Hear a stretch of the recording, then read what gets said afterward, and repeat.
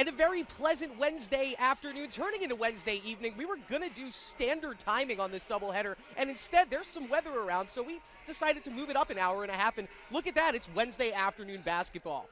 LEC conference play for you today as your 10-9 UMass Boston Beacons women's team hosts the 12-4 Western Connecticut State Wolves. Good afternoon, I'm Chris Del Sordo, joined by Max Clifford. Max, a lot to talk about in terms of individual accomplishments on the line in today's game, but let's focus on the team first. The Beacons are riding a roller coaster right now, and right now it's on a lift hill. How far is this hill going to climb? Well, you said it. There are some individual accomplishments on the table in both games tonight, but I think both players who are up for some individual accomplishments that we'll talk about would much rather get a W than set any records tonight because, like you mentioned, the Beacons are trending up, but they've trended up several different times this season. That's right. And they want to stay above 500. They don't want to get to 10-10, and they definitely don't want to drop another LEC game. They're currently 3-6 in conference play.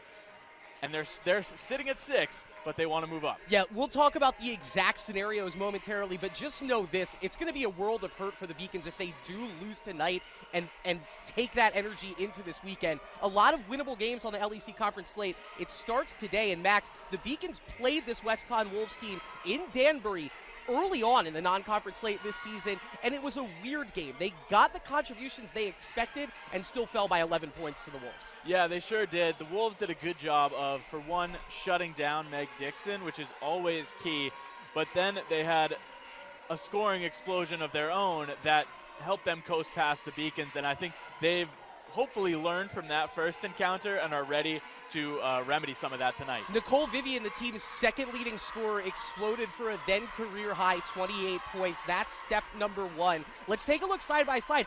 More similar than you would expect. This WestCon team plays a similar defensive first, pressure the opponent style of basketball. 61 points to 62 points, 52 allowed versus 56 allowed. Nothing stellar shooting wise, but nothing horrible either. It's basically like the Beacons are looking in the mirror right now tonight against the Wolves. Very much so, and a defensive-centric game is a great game for the Beacons to be in. We've seen them win ugly this season, and lately they've been scoring more points, but often in losses. So if they will be very happy if they score less than they're used to, but win the game. Right. That's the idea here. This team has no problem slowing it down and getting the points where they can get it. Most of the time they've been getting those points through Meg Dixon or Alexa Potter, but coming along as of late is the senior transfer wing, Paige Olivier. As you look right now, she's second on the team in made three-pointers, coming in with 6.3 points per contest. On the other side, Caitlin Fanning, a handful, went for 18 and 10 the last time these two teams played.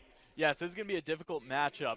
WestCon tends to win the battle down low, and that's the key to their success, and Caitlin Fanning is huge in that, as you can see, averaging over 13 points and nearly 9 rebounds per game. She does a little bit of everything for the Wolves. Alrighty. Guys, we're about to hit the national anthem, so we're going to throw it to a quick break. We'll get through the national anthem and the starting lineups. When we come back, we'll have the starters and the tip, and we'll talk about the historical milestone on the line today, right after this, on the Beacon Broadcasting Network.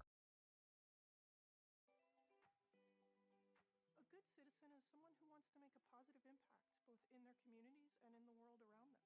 The Division III approach is absolutely the best approach out there for amateur sport because it wants student athletes to explore all parts of who they are. Be successful in the classroom, be successful in competition, be successful in the community. So our athletes learn what it means to strive for and attain success, but doing it the right way and being good citizens. Proportion to me is the lived experience of our Division III student athletes. They balance life from an academic perspective and the rigors of competing at a high level, bonding with teammates and building lifelong friendships. But they also are involved in their communities. They work jobs and internships and volunteer. They've learned to be resilient. Diverse experiences are setting them up for the future. Passion's love.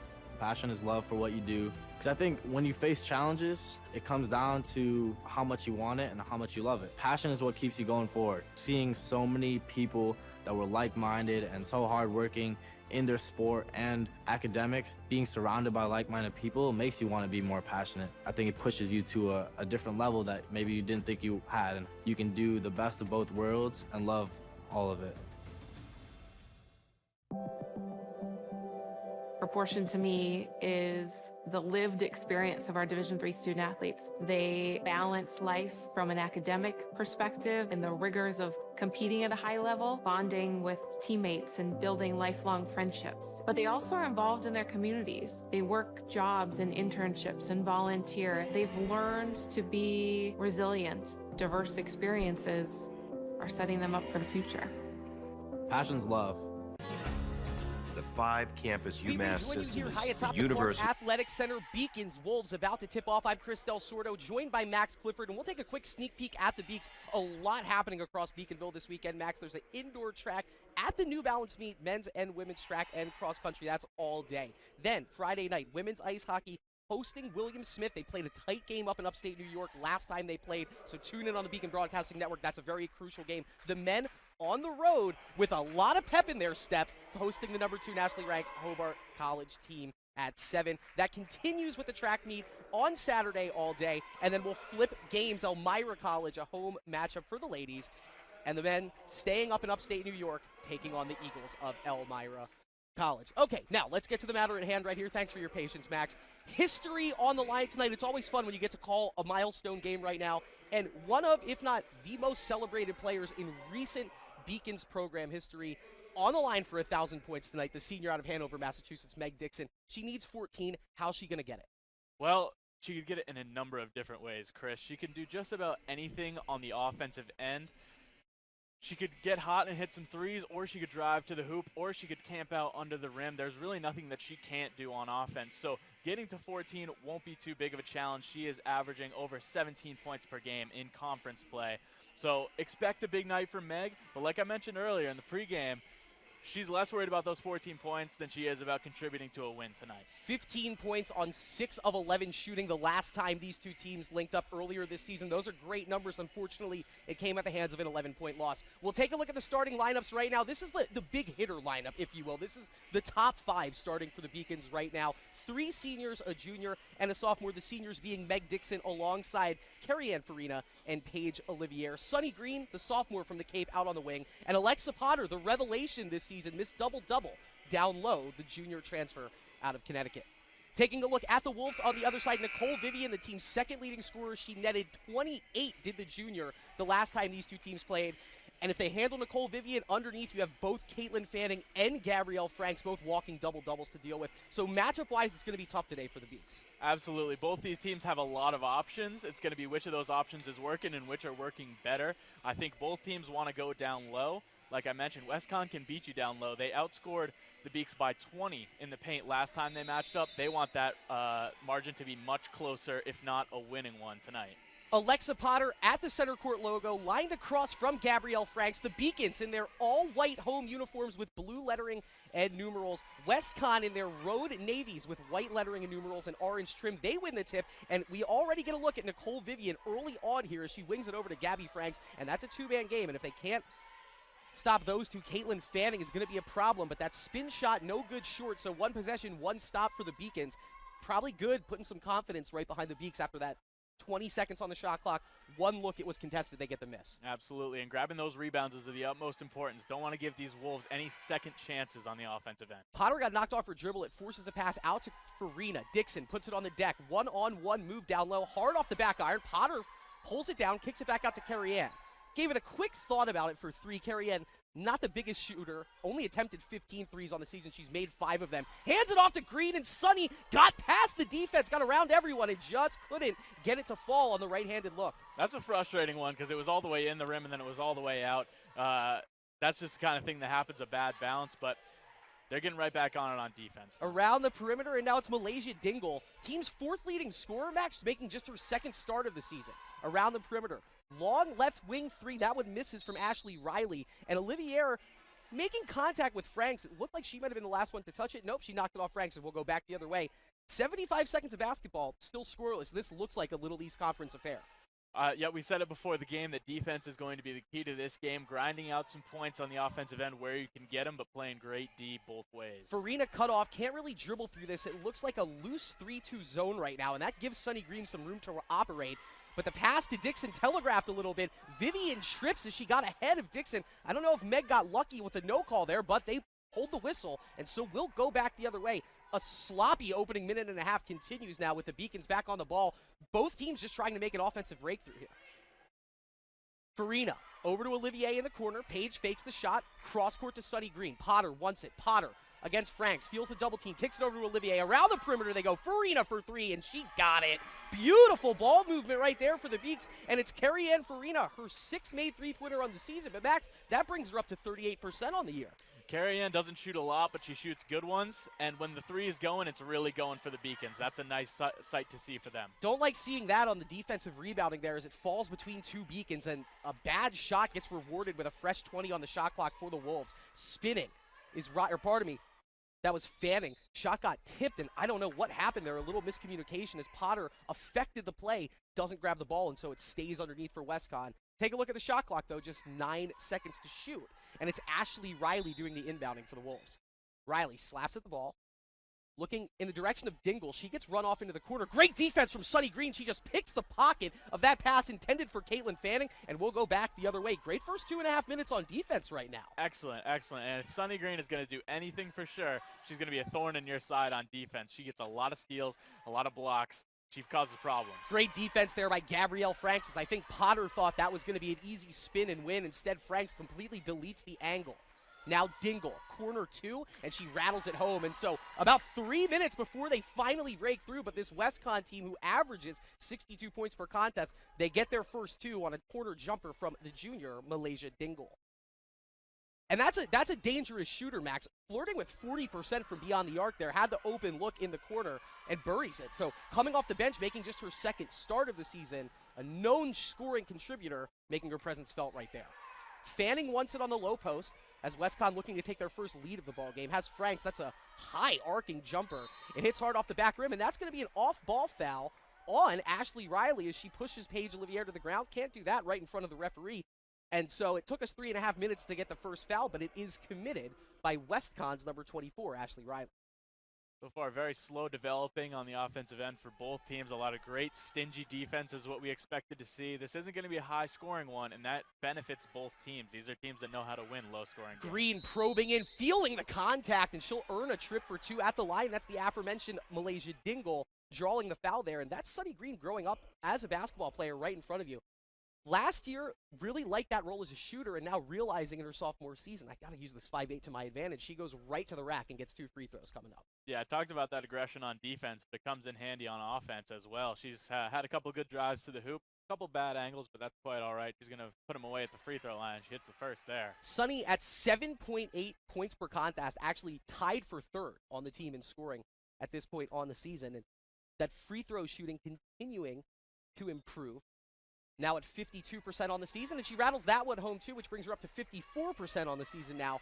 22 of 40 on the year for Sunny Green, and that extends this lead in the very early minutes to 3 points. Let's see if the Beacons, forcing WestCon currently to just 1 of 6 shooting from the floor, can continue it. It's tipped by Green, but great reflexes for Franks. She gets the shot up high off glass and draws the foul. Unlucky there as Paige Olivier is going to get saddled with the whistle. That was almost another turnover forced by some perimeter pressure from the Beaks. It was very nearly a takeaway for the Beacons. Just unfortunate spot for Paige to end up in. So as we look at the game right now, 7 points, 2 of the 7 coming from the charity stripe. Gabrielle Franks, her first look at the line, and she misses that one hard off the back iron. Franks, 7.4 points per game to accompany 6 rebounds per contest. A 57% free throw shooter coming into action, and that second one falls. That's a high arcing shot from Gabrielle Franks. No one's going to block it from you. You're shooting it that high. And 1 of 2 brings WestCon back to within 2 points. Substitution here as we're getting our first look at number 33, Maggie Nardini, a junior guard out of Sandwich, Mass. And she fronts Carrie-Anne Farina, who tries to drive around to the left wing. Great look down low to Potter. She feels some contact. That's great closing defense by Alyssa Virtue, who also just entered the game. Contact didn't warrant a whistle, and we'll go back the other way. Both teams now just 1 of 5 from the floor field goal-wise. That one's tipped away. Virtue gets it back, hands it off to Fanning. Fanning puts it on the deck.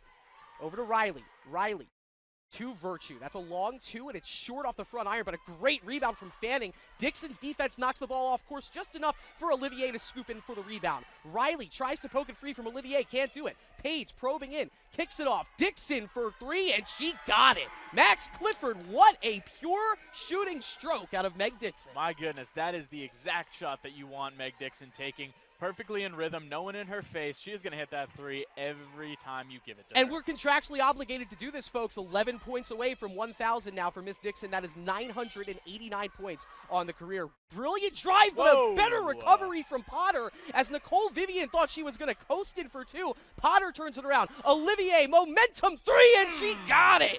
Nothing but net for Paige Olivier. Back-to-back threes. That's 6 points in 15 minutes, and you called it, Max. WestConn's going to need to talk it over. They need a little time to discuss their three-point defense because the Beaks are hot early. A 6-1 run in 30 seconds of basketball, and all of a sudden you look at the scoreboard, things are looking good for the Beaks. They take a timeout. We'll take one as well. 4:51 left to go in the first quarter. UMass Boston 11, Western Connecticut 3.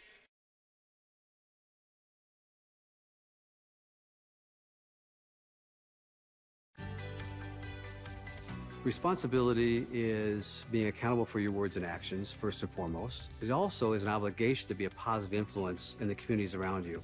Being in a D3 program, you're going to have lots of different opportunities. You're not just an athlete, you're also involved in student life. Your academics are extremely important. We give a lot of our student athletes responsibilities right from the start by giving them leadership opportunities, by having them engage in the community, be a positive influence. That's being a responsible person.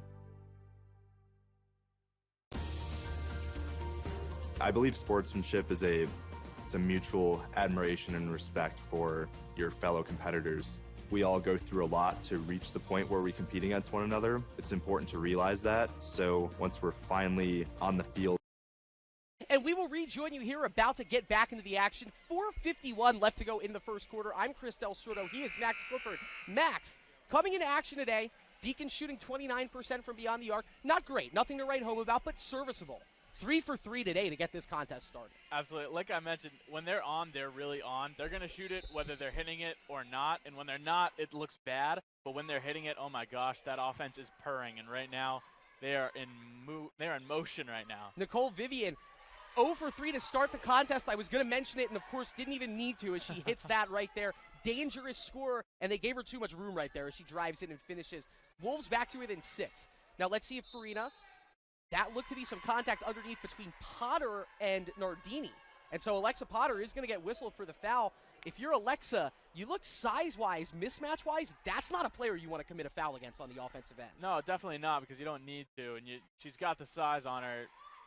Didn't need to play that aggressive and gives up a possession for the Beacons there. Now here's the aforementioned Nardini swinging it over to Fanning. Fanning hasn't quite able to break her way into this contest yet. She'll get the handoff back from Riley. Great give and go as Riley gets pestered on the play by Dixon. It knocks it out of the way, and then Potter gets fouled underneath by Riley, who crashes in too hard. That's a positioning foul right there, and maybe slightly a frustration foul as Riley, I would have to assume, figured that was her rebound. She loses it to Potter. Quick elbow, and they seem to always happen right in front of the referee. Yes. You just can't get away with anything. Right, you are not going to sneak that one past. And then you're not going to get that rebound from Alexa Potter. She's just too tall. She's going to be right there above you. Riley, the team's 5th leading scorer, the 4th leading minutes getter. She's really the only player in foul trouble right now. She has 2 early. That's a tough angle for Potter. She'll swing it across the green. Sunny, bounce pass over to Meg Dixon. Dixon looks right back down low to Potter. Big mismatch there. Too tough of a release for Potter as she had the size mismatch against Alyssa Virtue. Kind of rushed the shot a little bit there, so we'll go back the other way. Vivian gets cut off by Potter, and it's stolen by Green. Great effort there from Sunny Green to dive in and affect the play and draw the foul. It looked like they were a second away there from maybe surrendering a jump ball. Instead, it's going to be a reach and foul against Caitlin Fanning. And here we go. You love to see that. The Beacons are going to be in the bonus. The next free throw, the next foul that occurs, and any foul the rest of the quarter will result in 2 Beacons freebie. This is a great news for the Beacons, and a really heads-up play from Sunny Green there to avoid the jump ball, which is just kind of a pointless result, and to instead draw a foul, which really helps out the team and gets them a possession. Dingle with 1, Fanning with 1, Riley with 2, foul trouble-wise for the Wolves early going here. Now the Beacons, 13 seconds left on this shot clock. Just a lot of play around the perimeter. They haven't been able to pro pass, and that's a traveling violation on Farina. between the pass to Olivier and maybe the drive and kick to Dixon, and instead didn't do anything with it and turns it over. And so we'll get our first sub of the afternoon as the freshman, Sabela Jensen, comes in to spell Sunny Green. Sabela Jensen gets a lot of minutes off the bench. They play with a really short bench. They leave their starters out there most of the time, but Sabela Jensen able to make an impact, especially on defense off the bench. That's going to be a reach and foul, and depending on who it is against Potter or Olivier, whoever it is, it will be their second. That's going to be the second foul against Alexa Potter. So just 3 fouls against the Beacons, but targeted against the bigs underneath. Sabela Jensen, actually, Max, one of just 3 players to have played now in all 20 Beacons games this season. She's made 5 starts, but has appeared in all 20 Beacons games on the season. And with a roster that's had, honestly, a bit of turnover, that's a testament to a freshman in her, first semester in college, nonetheless, sticking in and earning a role as the 6th man on this team. Absolutely, yes. Earning your playing time and staying healthy. Availability is the best ability. A lot of these players have had injuries, but Sabela Jensen, consistent, gets into every game, like you mentioned. Farina gets knocked off the block, tries to force that one into Dixon. There were 4 Wolves waiting. Here's Vivian. She scored the last 4 points for WestCon. Gets through 2 Beacons. That's a tough shot. Jensen, the aforementioned freshman, the one to pull it down, and we'll take it back the other way. Beacons leading 11-7. Farina over to Green. She had the shot for a second. Instead, will go around the wing. Dixon wants it. She can't get free around Vivian. And so now it's Farina with 15 on the shot clock, resetting the offense. She gets the signal from Coach Jacobs, looks to her left. Sunny picks up the dribble. Fronted by Virtue. Over to Jensen. Sabela, right wing 3. It misses just short. And it took 8 minutes for us to get there, but that's the first missed 3-pointer of the contest for the Beacons coming into today. If we were to say, hey, 3 out of 4 in the first quarter, we'd take those numbers for every quarter tonight. Absolutely. That's an excellent opening from the Beacons, and not bad shot selection on that one either. Just came up a little bit short. Good shooting from the Beaks, strong defense, but the Wolves are chipping away. The Beacons want to see a little bit more productivity late here in the quarter. 30-second timeout taken by WestCon. I bet they feel like this game might be changing tides a little bit right now. The Beacons were holding that 11-3 lead for a decent amount of this first quarter, and that had to do with the made shots from beyond the arc. Right now, WestCon has stopped the Beacons on 4 consecutive possessions. They have the ball here.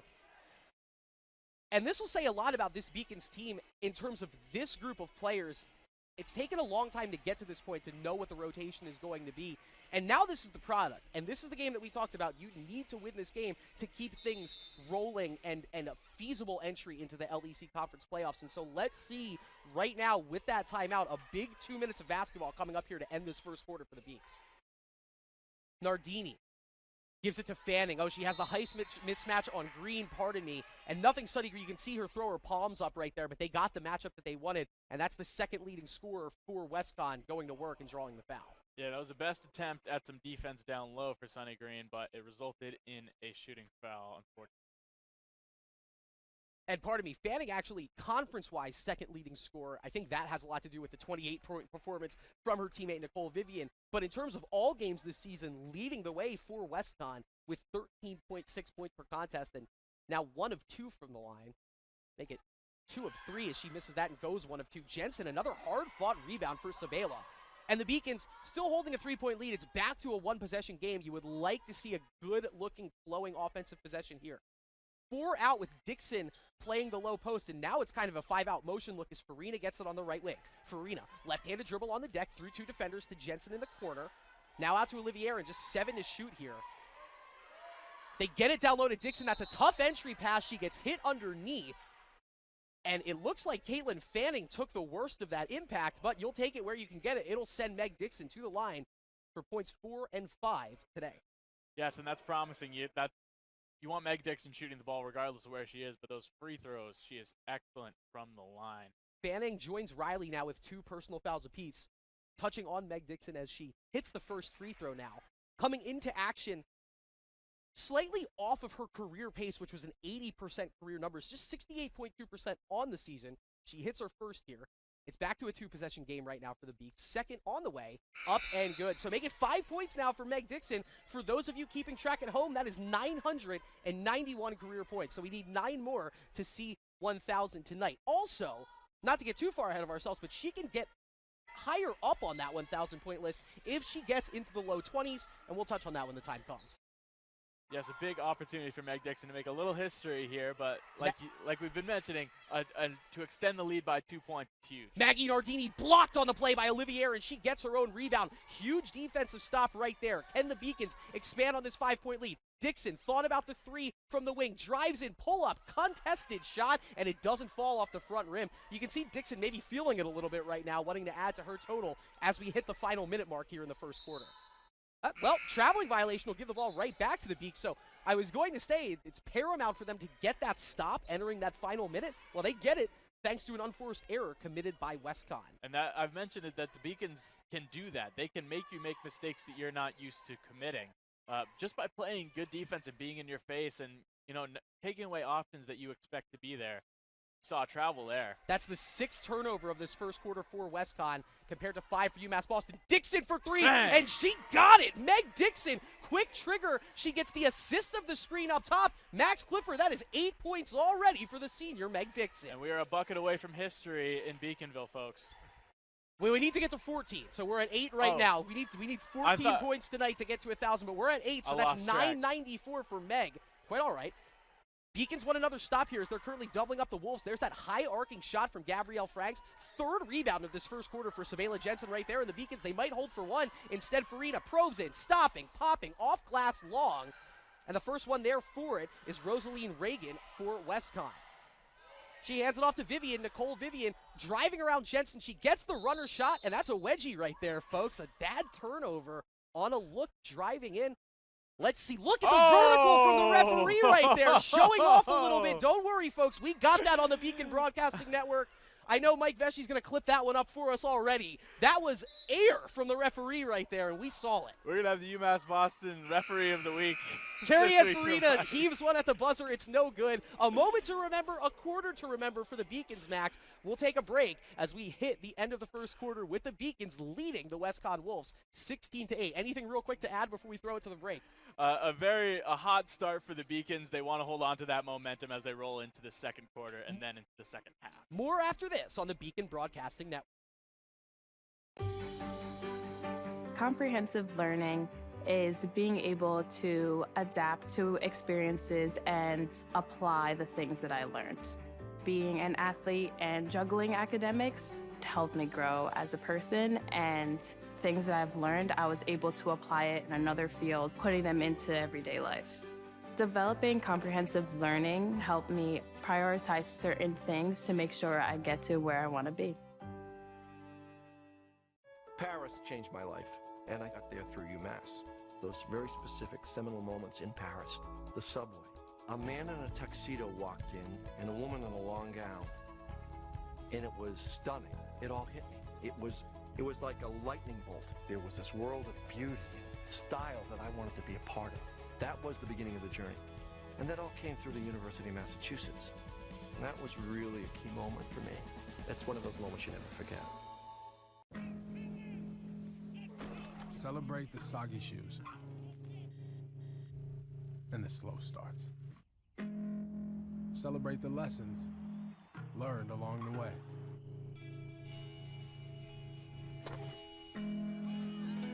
These are the wins, not the shine. Max Clifford here, solo on the mic until Chris returns to the booth.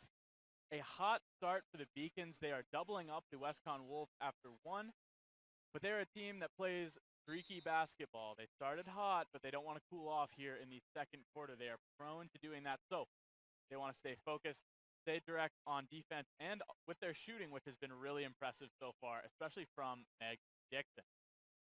Rebound for the Wolves turns into second chance points, which has been a point of contention for the Beacons. They don't want to give up a ton of offensive rebounds, something that they've struggled with, and especially with their height, Alexa Potter on the bench. They want to be careful of that. Sabela Jensen swings it out to Paige Olivier. Olivier looking a little too far from the 3-point line, but Meg Dixon isn't.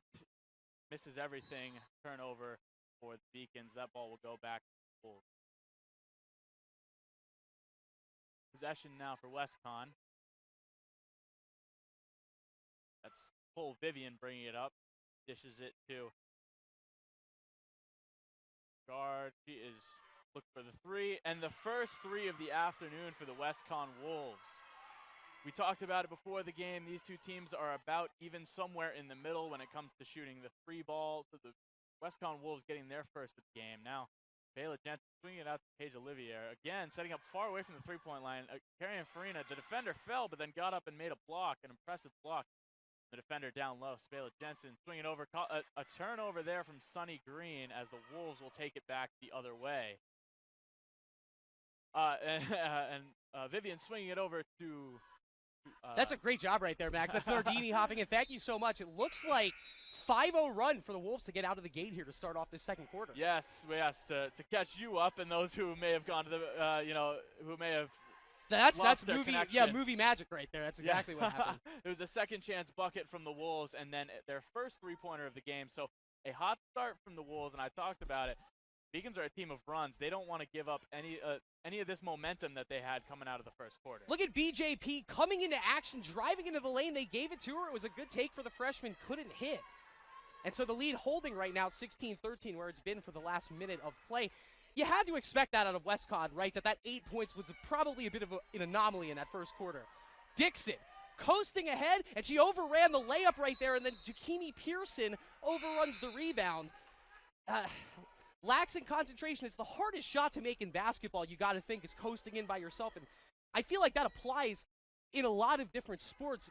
Maybe not Meg Dixon, the player you would expect to smoke a layup like that. Right, absolutely. I think it's something about these layups for this Beacons team. They're 4 for 5 on three-pointers, I believe, but I think they might be 0 for on layups. Well, let's see. She's going to try it again. The ponytail kind of getting in the way, but she this time goes up and under and gets the angle right on the basket. And you can say what you're about to say. That one was touch and go as well. Yes, she was a little out of control, it looked like, and I had my worries as it was going up. But Meg Dixon probably not going to miss 2 in a row. Nicole Vivian, that's a long 2. We saw it from the referee from far out. 2 more for the big scorer in her junior season. And with every move the Beacons make, right now there's a parry and a counter out of WestCon. Yes, really hot from the Wolves. They did not like what they saw in that first quarter, and they are taking over this momentum from the Beacons. And a quick run, and now just a 3-point deficit for the Wolves. If you're just joining us right now, this game is wrought with conference playoff implications. Right now, these are two teams, borrowing a soccer phrase, mid-table, if you will, but WestCon higher up in the middle of the table. They're currently the 3 seed. They would need help in either direction. If they lose and Castleton wins, they fall to 4. If they win and UMass Dartmouth loses, they go up to 2. So they would need some help to either move up to 2 or move down to 4. With the Beacons, it's paramount. If you lose this game, you do fall down from 6 to 7, and only the top 6 teams make the LEC Conference playoffs. If you win, you don't move out of the 6th seed, but you are then a game and a half in front of Castleton. How important is that? That is huge. That's a lot of movement that you just described that can happen here. And that's what's so great about conference play down late is every game means something. This game is huge. You might look at the Beacons record and say, hey, they're not really in it right now, but they're in the 6th seed. They're in the tournament if the postseason starts today. So they want to hold that position until the postseason comes and then hopefully make a run down there in the tournament. It's also a nice thought. If the playoffs started today, this would be your first-round matchup, the 3 versus the 6, and they are very much holding their own against this WestCon team right now. Absolutely, and it goes to show that the Beacons play a little better than their record, but they've just had some unfortunate bounces, and they need to get a good one tonight. Trying to force that one into Farina. She dives back onto it to poke it free, but that was great defense from Alyssa Virtue getting the ball back for the Wolves. Surprising to see Carrie Farina trying to get a pass in the paint. She's usually the distributor. A little out of position on that one. They've looked to have gone to her in that spot a couple of times now, and Virtue gets cut off her block. Great defense, and look at that. It's Carrie-Ann Farina applying the low post D to take the tall 5'11" sophomore Alyssa Virtue off her block and to commit the traveling violation. These Beacons are largely positionless outside of Alexa Potter, who you expect to be the true center night in and night out. These players can all really post up. They can play the guard. They can do what you need from them on a given night. 9 turnovers now for WestCon, just 7 for the Beaks. Jensen in the corner, over to Jakimi Pearson. Dixon wants it. Dixon, no, great defense there from Nicole Vivian to knock that entry pass out of the way. That could have been 11 and 12 for Meg right there. Here's Malaysia Dingle. Right-handed dribble, entry pass, chopped at, stole it. No, it's loose, and Dingle gets it back. Lucky break there for the Wolves. That was almost their 10th turnover. Reagan on the deck. to Caldwell. Jasmine Caldwell driving baseline, and it's a double dribble. Sabela Jensen comes over. Oh, no, pardon me. It is going to be a foul on Jensen, just cutting off the angle there for Caldwell. And so a nice dribble drive in there for Jasmine Caldwell to draw the foul. Against Jensen, her second, and the first team foul against either team in this quarter. Alexa Potter still on the bench as Tatiana Fevry makes her first appearance today. Jakimi Pearson gets big for the 5'4" frame she has and skies up, grabs that rebound, and we'll take it back the other way. Olivier sets the screen to Dixon to Fevry. BJP travel. Just once again, it almost wasn't even the feet. It was the noticeable hitch before the drive, and that's what refs love to call. Yeah, there's a big difference between a pump fake and actually moving with your body before you start dribbling. You can't get that little slide in there because the refs are going to notice that. So it's still 18-15. Both teams under 30% from the floor right now. The Beacons 29.4, Westcon 27.3. It's a big spin move there for Kirsten Rodriguez. She misses the shot short. Meg Digson flying in for another rebound. That's 4 for Meg here in this first half. So maybe potentially a double-double as well as everything else in the offing for Meg Dixon tonight. It is not a rare sight to see Meg Dixon grab a double-double. Olivier on the deck. Picks up the dribble, kicks it out. Jensen to Fevry. Beautiful ball movement there, and Fevry through some contact. Lays it in for 2. It's a freshman-to-freshman combo as Jensen to Fevry gives the Beak the 5-point lead. And that was poetry in motion. Rodriguez gets open down low, and that was pretty as well. Yeah. She just instantly flashes open on the low post, gets the entry pass, and just like that brings the Wolves back to within 3. Some nice offensive sets there from both teams that have struggled early in getting anything besides It's funny, long balls. the second that you mentioned that both teams were shooting under 30%, all of a sudden the polished offense comes to play, and Fevry almost gets a second tough basket underneath there. Instead, it's a miss, and Nicole Vivian skying up. She's second on the team in rebounds from that point guard position. She got another one there. Olivier almost gets the steal. The ball does go back to Rodriguez. Reagan along 2. It's short. It misses everything. Dixon another rebound, her 5th of the first half. Looked like a fair catch for Meg Dixon down there. She was ready for that one. She was. Meg probing ahead, and she'll hand it off to Sabela Jensen. Very small lineup for the Beacons right now is Fevry and Jensen, the traditional guards, with BJP playing really a stretch 3. Dixon for 3, and it's long off the left iron. BJP fighting with Reagan, but Rosalie Reagan, her 3rd rebound now in this second quarter. And here's Westcon. Maybe a chance to tie or a chance to bring it to within 1. Fevry pestering, though, almost knocks it free. Vivian picks up the dribble. Rodriguez wants it. Reagan jumps in front of her and takes it. Now Reagan working on Fevry. Rodriguez on the deck. Dixon cuts her off. Caldwell goes right back to Rodriguez. Dixon giving some space, and that's going to be a foul against Meg Dixon. The technique looked good, but the feet were in the restricted area, and so that will be a restricted area blocking foul against Meg Dixon. And that's a tough task for Meg Dixon. You got Kristen Rodriguez exactly where she wants to be on the low block. All Meg can do is stay where she is, basically, and unfortunately where she was is where she wasn't allowed to be. Right. Slightly out of position for Meg Dixon, an experienced player who's used to taking charges. Couldn't get it on that one, drew a foul for herself. You see Coach Rychik there getting the official call. It's a restricted area blocking foul, and so, oh, great defense there from Jensen, and almost got touched, I think, incidentally by the Wolves, which would have been their 11th turnover. That looks like maybe a shot clock situation here. We'll keep the shot clock at 19, and so Caldwell inbounding here.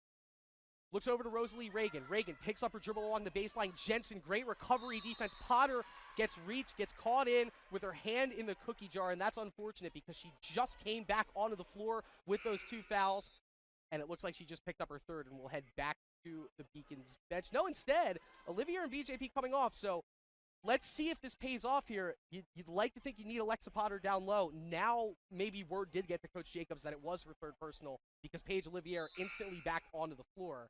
And that's tough. Alexa Potter didn't play all that much the first time that Westcon and UMass Boston played, and in limited minutes, she scored 10 points. It looked like a similar situation developing here. Yeah, that's really unfortunate. You do not want one of your starters and your premier big to be down in foul trouble early on, but 3 fouls, a lot to work with. 4 minutes left to play at first. So here's Rosalie Reagan. She has had a rough go of it on the season from the free throw line, and that continues. She is now 4 of 19 at the stripe on the season. That's a player averaging 4 points per contest, a big contributor for the Wolves. unfortunately just hasn't been able to find her stroke. She gets it there, so that'll bring her up to 25% on the season, and it gets the Wolves back to within 2 points. So this game's staying close right now, as the Beacons just haven't really been able to, in the limited opportunities they have had, been able to pull away. They want to see something. They want a good look here. They don't want to rush a shot like they tend to do. They don't have Meg Dixon out there either. No Potter as well, so no Dixon nor Potter, and it's a 5-out look right now as Farina. That's going to be a offensive foul against Tatiana Fevry on the off cut, and Coach Jacobs doing everything she can with the players available for her right now. It seems like Dixon, Olivier, and Potter, the 3 players who maybe you kind of need to play the most minutes on the team, are the only 3 players in foul trouble right now. Yeah, it's an unfortunate situation. You've got a really young and a really small lineup out there at the moment, so want to limit those mistakes while your starters are off the court. Maggie Nardini back in, and she is blocked out of bounds emphatically by Sunny Gray, and that's block number 2 on the afternoon for Sunny. You talk about positionless basketball, I think Sunny Green most epitomizes a player that literally can and will do everything for this team. On any given night, she is going to play offense and defense at all 5 possessions. There's really no one thing that she does well. She plays basketball well. Caldwell gets it off to Vivian. Vivian, a long 3 from deep in the left corner. It's just too long off the back iron. Farina crashing in, but she can't corral it. Now Vivian trying to get it down low to Franks. Picks up the dribble. Looks to Fanning. Caitlin Fanning, quiet start this afternoon. She misses one down low. Farina gets the board. 3 minutes on a running clock left here in the second quarter. Beacons leading by 2. Farina probing on in. That's a tough take. Fevry skies up. Everybody on the deck right now. Ball is still loose, and that's going to be a bad foul by Carrie-Anne Farina. You can't knock the hustle. You know what she was trying to do there, but that play was all but decided, and that's a frustration foul you don't want to take with. You take a look at the bench, Dixon and Potter already situated on the bench. Right, Carrie-Anne Farina is another vet that you do not want to have to sit this early on in the game. And like you mentioned, it was already a turnover. Wolves were already going to grab the ball anyway, and the stack foul on top of it, and they're in the bonus, so it's going to be a couple of foul shots. You know, when it rains, it pours, kind of like that in these conference basketball games that are so nip and tuck that maybe one, you know, just uncalled for play to those little avalanches, if you will, down the mountain. And just like that, it's felt like the Beacons have been on the front foot all afternoon, and Jasmine Caldwell at the line now with a chance to tie this game back up at 20 apiece. Yeah, there's been a big swing for the Wolves. They've chipped away at this lead slowly, and now Caldwell drains both. Came into the game shooting 50% from the line, bumps her averages up to around the 60% mark with those 2 makes. 2:50 left to go in this second quarter, and it's just where we started. We're tied at 20 all. Farina has Fevry to her right. Fevry keeps the dribble alive, facing Caldwell. Pull up J is good. I didn't know she had that in her bag, but Tatiana Fevry really coming into her own in her freshman season, and she shows you another facet of her game there. That's 4 points for the freshman now. They gave her all the room she needed, and she was going to take that shot if they were going to give it to her. Green pulls down the board off the Caldwell miss, and this is nice to see here for the Beacons. Up 2, trying to extend the lead. Green, open, right wing 3, it's long. Fevry didn't quite have the angle there to sky up and keep that ball in bounds, and you got an open shot. You can't fault the quick shot. It was there, but the Beacons, once again, they give it right back to WestCon, and this game stays low scoring. It stays close. Shooting-wise, the Beacons markedly better, but they're only shooting 30.4%. WestCon still down at 23% up to this point. Fanning hits, that's Alyssa Virtue hitting the deck. Somehow she gets it over to Nicole Vivian. Great heads-up play. Franks down low. 3 Beacons around her. She misses the shot, and Tatiana Fevry, giving up about 8 inches to Franks, gets the board. Now Jensen, over to Farina. Around the perimeter they go. Olivier, she's going to launch from deep on the left wing and almost banked in. Instead, the rebound scurries all the way out to Nicole Vivian, who is really starting to tally up boards from that point guard position for WestCon. We said before this game started, she looks like she can do it all. She definitely can, and now she'll pull up, and she's blocked on the play by Green. Sunny Green, 3 blocks this afternoon now, and a huge stop, another huge stop for the Beacons as the seconds are ticking away here in period number 2. That is crucial. I mean, this is a 2-point game right now. The Wolves with a chance to tie it up, and Sunny Green unforgiving. Oh, great jab from Olivier. She takes on Franks and almost gets the shot to fall. Paige Olivier, that's a fearless drive against the tall defender, and she'll get her 2 from the line for that. Looks like Rosaline Reagan back on the floor for WestCon. Paige Olivier, she heads to the charity stripe. Paige, we talked about her before the game started. 6.3 points per contest. Second on the team with 27 made 3-pointers. She now has 28. Very capable free throw shooter there. She's now at 70% on the season. And let's see, one more will make this a 2-possession game. And really, that's the currency we're working with right now, Max. Only a minute 20 left to go in this half. You want to take those multiple possession leads. Unfortunately, they don't right there as Olivier misses the second. And so Nicole Vivian back on it the other way. Coach Jacobs animated from the coach's hash. This is a makeshift lineup if we've ever seen one for the Beacons right now, and they're doing their darndest to hold the Beacons lead as we head towards halftime. Absolutely. A combination of youth and experience, trying to get the job done, holding down That the was fort. a phenomenal no-look pass from Maggie Nardini to Gabrielle Franks. That's the easiest look the Wolves have gotten all day, and it's a very timely bucket, bringing them back to within one. That was excellent ball movement, like you said, opening up that shot, the Wolves, and this game, every point matters. Those missed free throws add up. Well, this was turning into Tatiana Fevri's quarter. I almost expected her to put a shot up there. Instead, back around the perimeter we go. Farina puts it back on the deck. Only 9 to shoot here. What does Farina have in mind? Crossover. Works on Vivian. Goes back to the right hand. Pull-up jumper. It's long off the back iron. And Jensen can't do that. That's over the back. And with the Beacons in the bonus, we'll walk it all the way down the hardwood and give the Wolves a chance to take the lead before halftime. Foul's definitely becoming a concern as we head into the second half here. Villa Jensen off the bench, already up to 2. 2-year starters already in big trouble, and again, putting the Wolves in the bonus. You're giving up 3 points. So basketball, it's a subjective art, right? One type of game might suit one type of basketball viewer, and another type of game might bode differently for someone else. Here are numbers that no fan of basketball likes. 10 turnovers for each team. The Beacons shooting 28%, the Wolves shooting 24%. Both teams with 5 misses from the free throw line. So this game could be a much different monster right now. As it is, the Beacons grinding that much harder than the Wolves, it looks like. And they've done it with almost no Alexa Potter. And for the past 6 minutes, no Meg Dixon. Right. You're not seeing the players that you expected to see.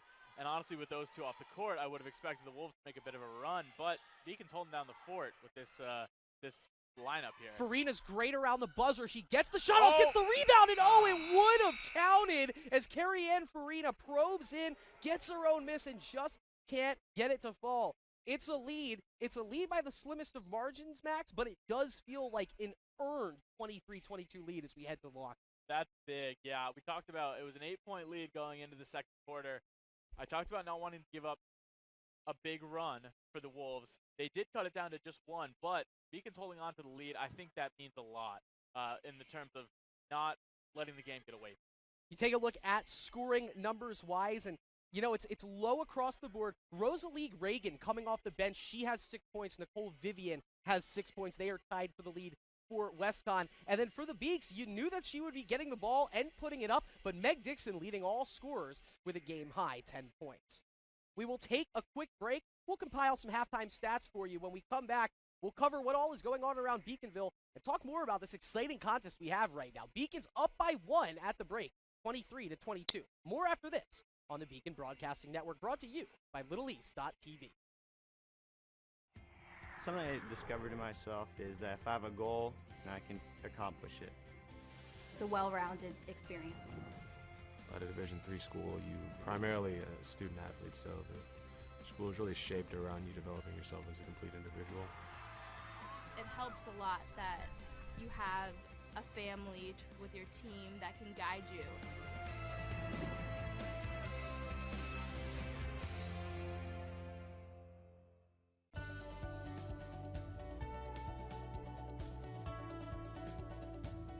I just wanted to get good grades and to do well. But it also made me realize that I have a lot of career goals. You're there to get a full college experience, not only participate in your sport, but participate in things outside of that, and it's all about growing as a person. My coaches have helped me with figuring out who I really am. Their lives are dedicated for us to succeed.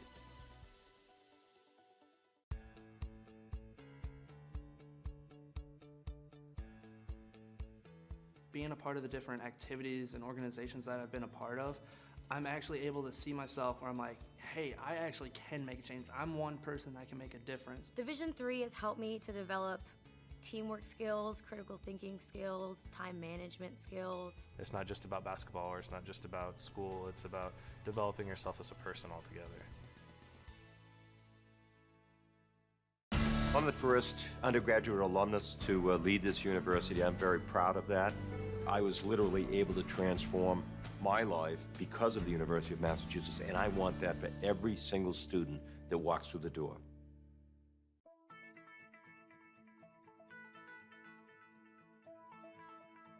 College has given me the flexibility to pursue my passions and my interests, and I've recreated my identity for myself aside from just being an athlete. My greatest personal discovery has been that I am capable of doing things that I didn't know I was capable of doing. To be able to study what I wanted to and continue to play the sport I love, all of those things came together very nicely in one package in Division III.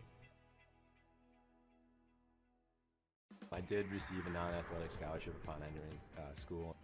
I got the presidential scholarship, which was huge for me. I think there's more opportunities for academic scholarships in Division III. I did receive academic scholarships. Just being involved on campus, being a leader, all those things combined kind of get me recognized. It's a great experience for me.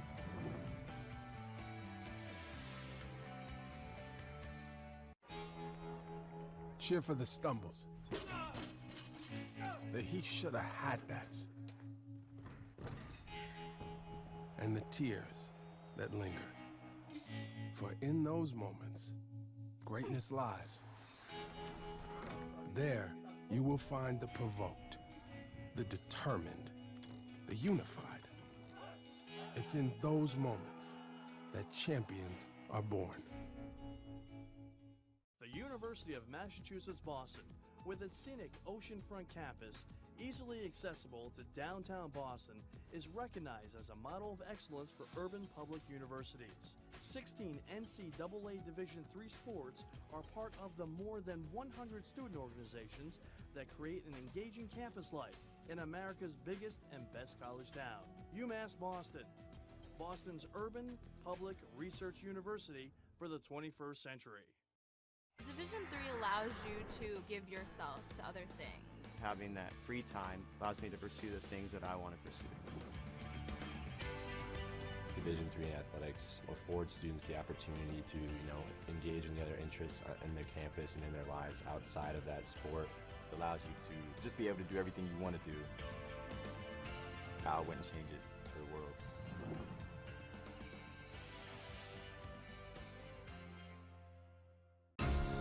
Moving from Turkey, it was a rough journey for me because when you don't really speak the language that well and when you don't really fit in the crowd, it's very easy to disappear. But I decided not to give up, and UMass helped me. UMass Boston was my first choice because when I came to the campus, I saw that there was a lot of diversity, there's a lot of people.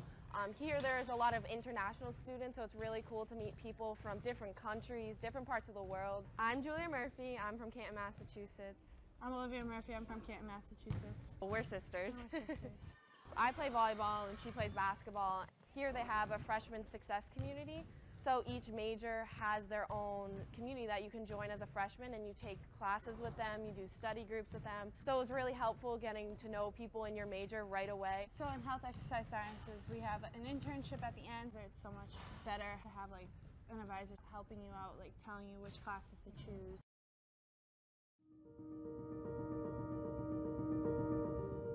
People at UMass Boston, they're here because they know they can have an impact, not just on research, but on people, on their students. This is just the starting point. It only has potential to grow, and it has a big potential to grow up. You're really having a direct impact on people's lives, and you can see that now, and you can see that years from now. So I think it's becoming like the place that people want to go. What UMass Boston is able to offer to its young people certainly stands out to that mission that was set right out in the beginning. It's something UMass Boston should be and can be very proud about.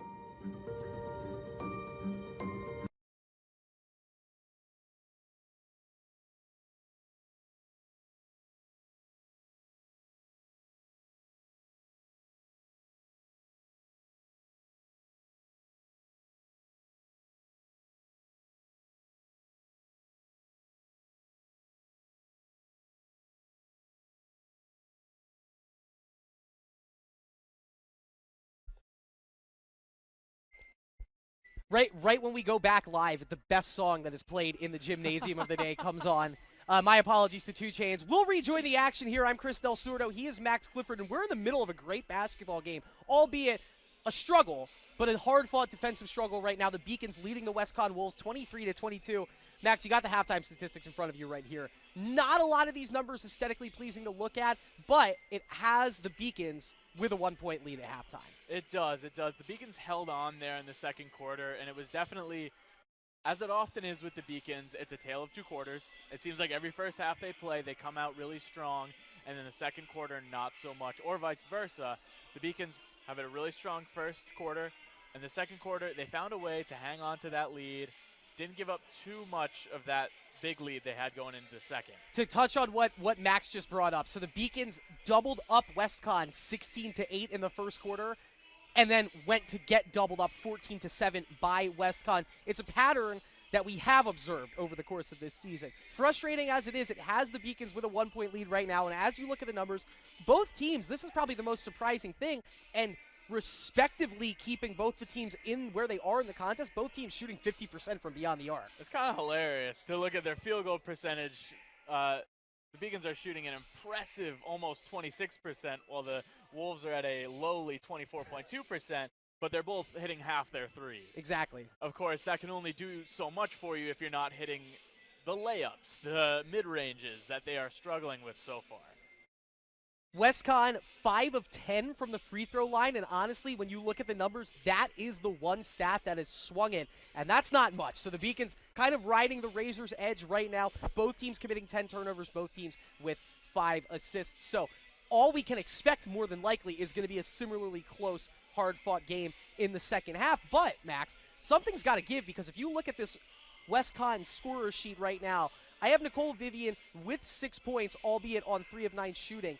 And then I have, where is she, Caitlin Fanning, with just 2 points. They combined for 46 points the last time these two teams played. You have to assume something's going to give in that regard. Definitely. These are the top 2 names in terms of points per game, points on the season. Anything that's scoring for the Wolves, you're seeing those 2 Vivian names and Fanning, together. Yes. Yeah. A surprisingly unproductive first half for them. They are not the reason that the team is in this game. Their teammates. Rosaline Reagan coming off the bench, 6 points on 2 of 5 shooting, including a 3, 6 points in 9 minutes. And then the next closest player, we mentioned Nicole Vivian with 6. Next closest player is Gabrielle Franks. That's 3 points on 1 of 4 shooting from the floor and a made free throw. So the Beacons are doing something right on defense. If it will hold the same way remains to be seen. A lot of action around the LEC tonight alone. And in women's basketball, 3 games that we're keeping our eyes on. Keene State at Plymouth State, both of those teams fighting in the middle of the pack in terms of playoff standing. 2 teams up higher on the conference bracket, UMass Dartmouth at Eastern Connecticut State, that game tipping at 5, and then Rhode Island College at the Wolves of Southern Maine. That game very paramount for this Beacons team playoff hopes. That game tips off at 5:30. All right, we look at the scoreboard right now. We got about 4 minutes before we're going to rejoin the action for half number 2. We have some highlights for you. It was an exciting weekend on the ice for the men's ice hockey team. Highlights of a fun win over Southern Maine.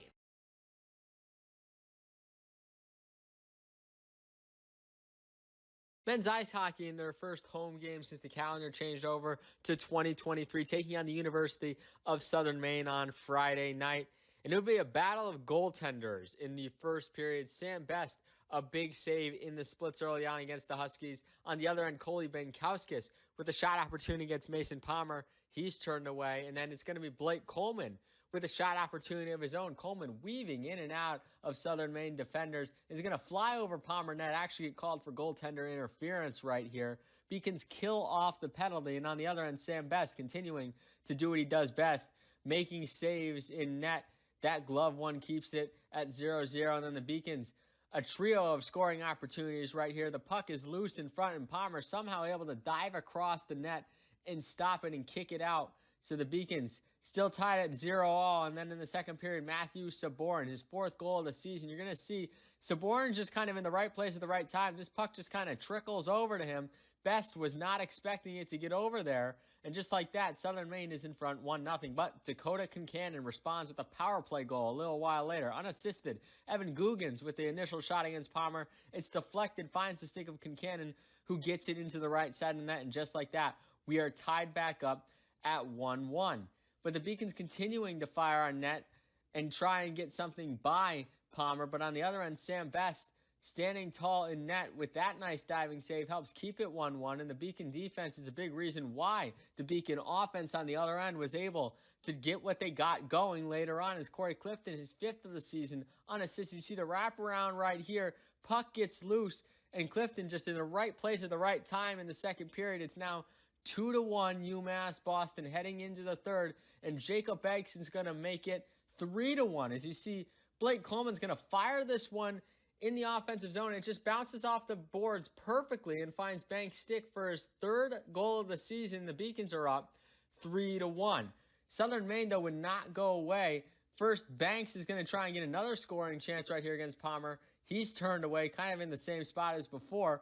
And then on the other end, the Huskies are going to get their 2nd goal of the game. Here you see Caden Lott is going to get this one just inside the blue line and is able to fire it past Best. And just like that, it's a 1-goal game again. But the Beacon defense standing tall, the Beacon offense doing what they have to do to get the win in this one. Grady Friedman, a late scoring chance there, is turned away. It's going to be Sam Best getting the win with 18 saves in net on 20 shots. On the other end, Mason Palmer takes the loss with 43 saves. Beacons take this one 3-2. They take on nationally ranked Babson College tomorrow afternoon at home at 4:00 p.m.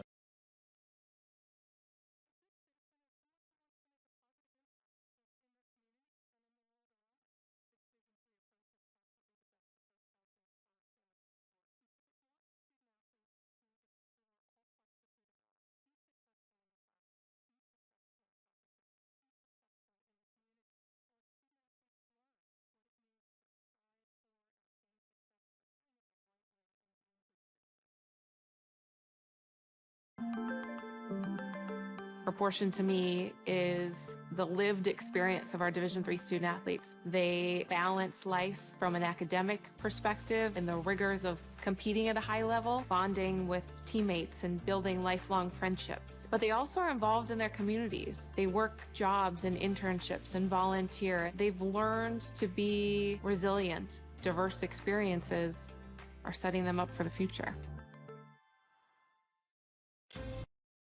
And we will rejoin the action here. No action yet, but we're about to get underway. High atop the Clark Athletic Center, the Beacons 10-9 on the season. 3-6 in the LEC, holding a 1-point lead against the WestCon Wolves, who in their own right enjoying an impressive start to their year. 12-4, 5-3 in the LEC. Max, the Beacons ramping up the defensive pressure en route to this 1-point lead. What do we need to see offensively as this third quarter gets underway?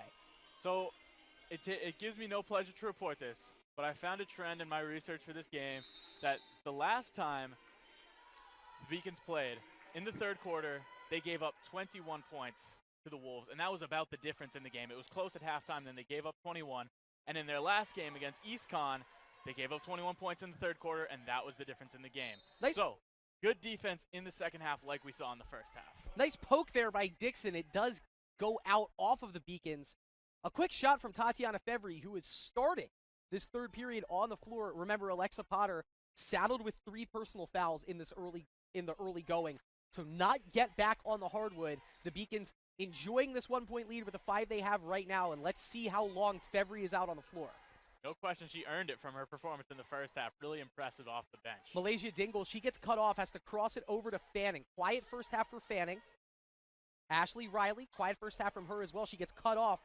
Dingle thought about the 3. She couldn't get it up in time. Vivian has 1 second to shoot. She just beats the buzzer, misses everything. That's a shot clock violation. And the 11th turnover of the contest for WestCon. And so once again, Beacon's defense, they hold up their end of the bargain and will go back the other way, still holding that 1-point lead. Forcing those turnovers has been key to the Beacons staying in this game. I mean, this is the reason they're holding on to that 1-point lead, is because they've been disruptive on defense. Fevry, stop and pop, and that one's again all the way down the cylinder, but it doesn't drop, and that's the second time it's happened to Tatiana. Third time for a Beacon today. Will still hold 23-22. Franks working on Dixon. Reaches up, gets it. That's that high release. Misses short. That's another rebound for Meg Dixon, who is really tallying up the boards tonight. Rebound number 4 for Meg. 10 points as well for Dixon. Little milestone hunting that we'll keep our eyes out for. That was a great take from Sunny Green. She dives in, and I believe that's number 44, Gabrielle Franks, who drew the foul.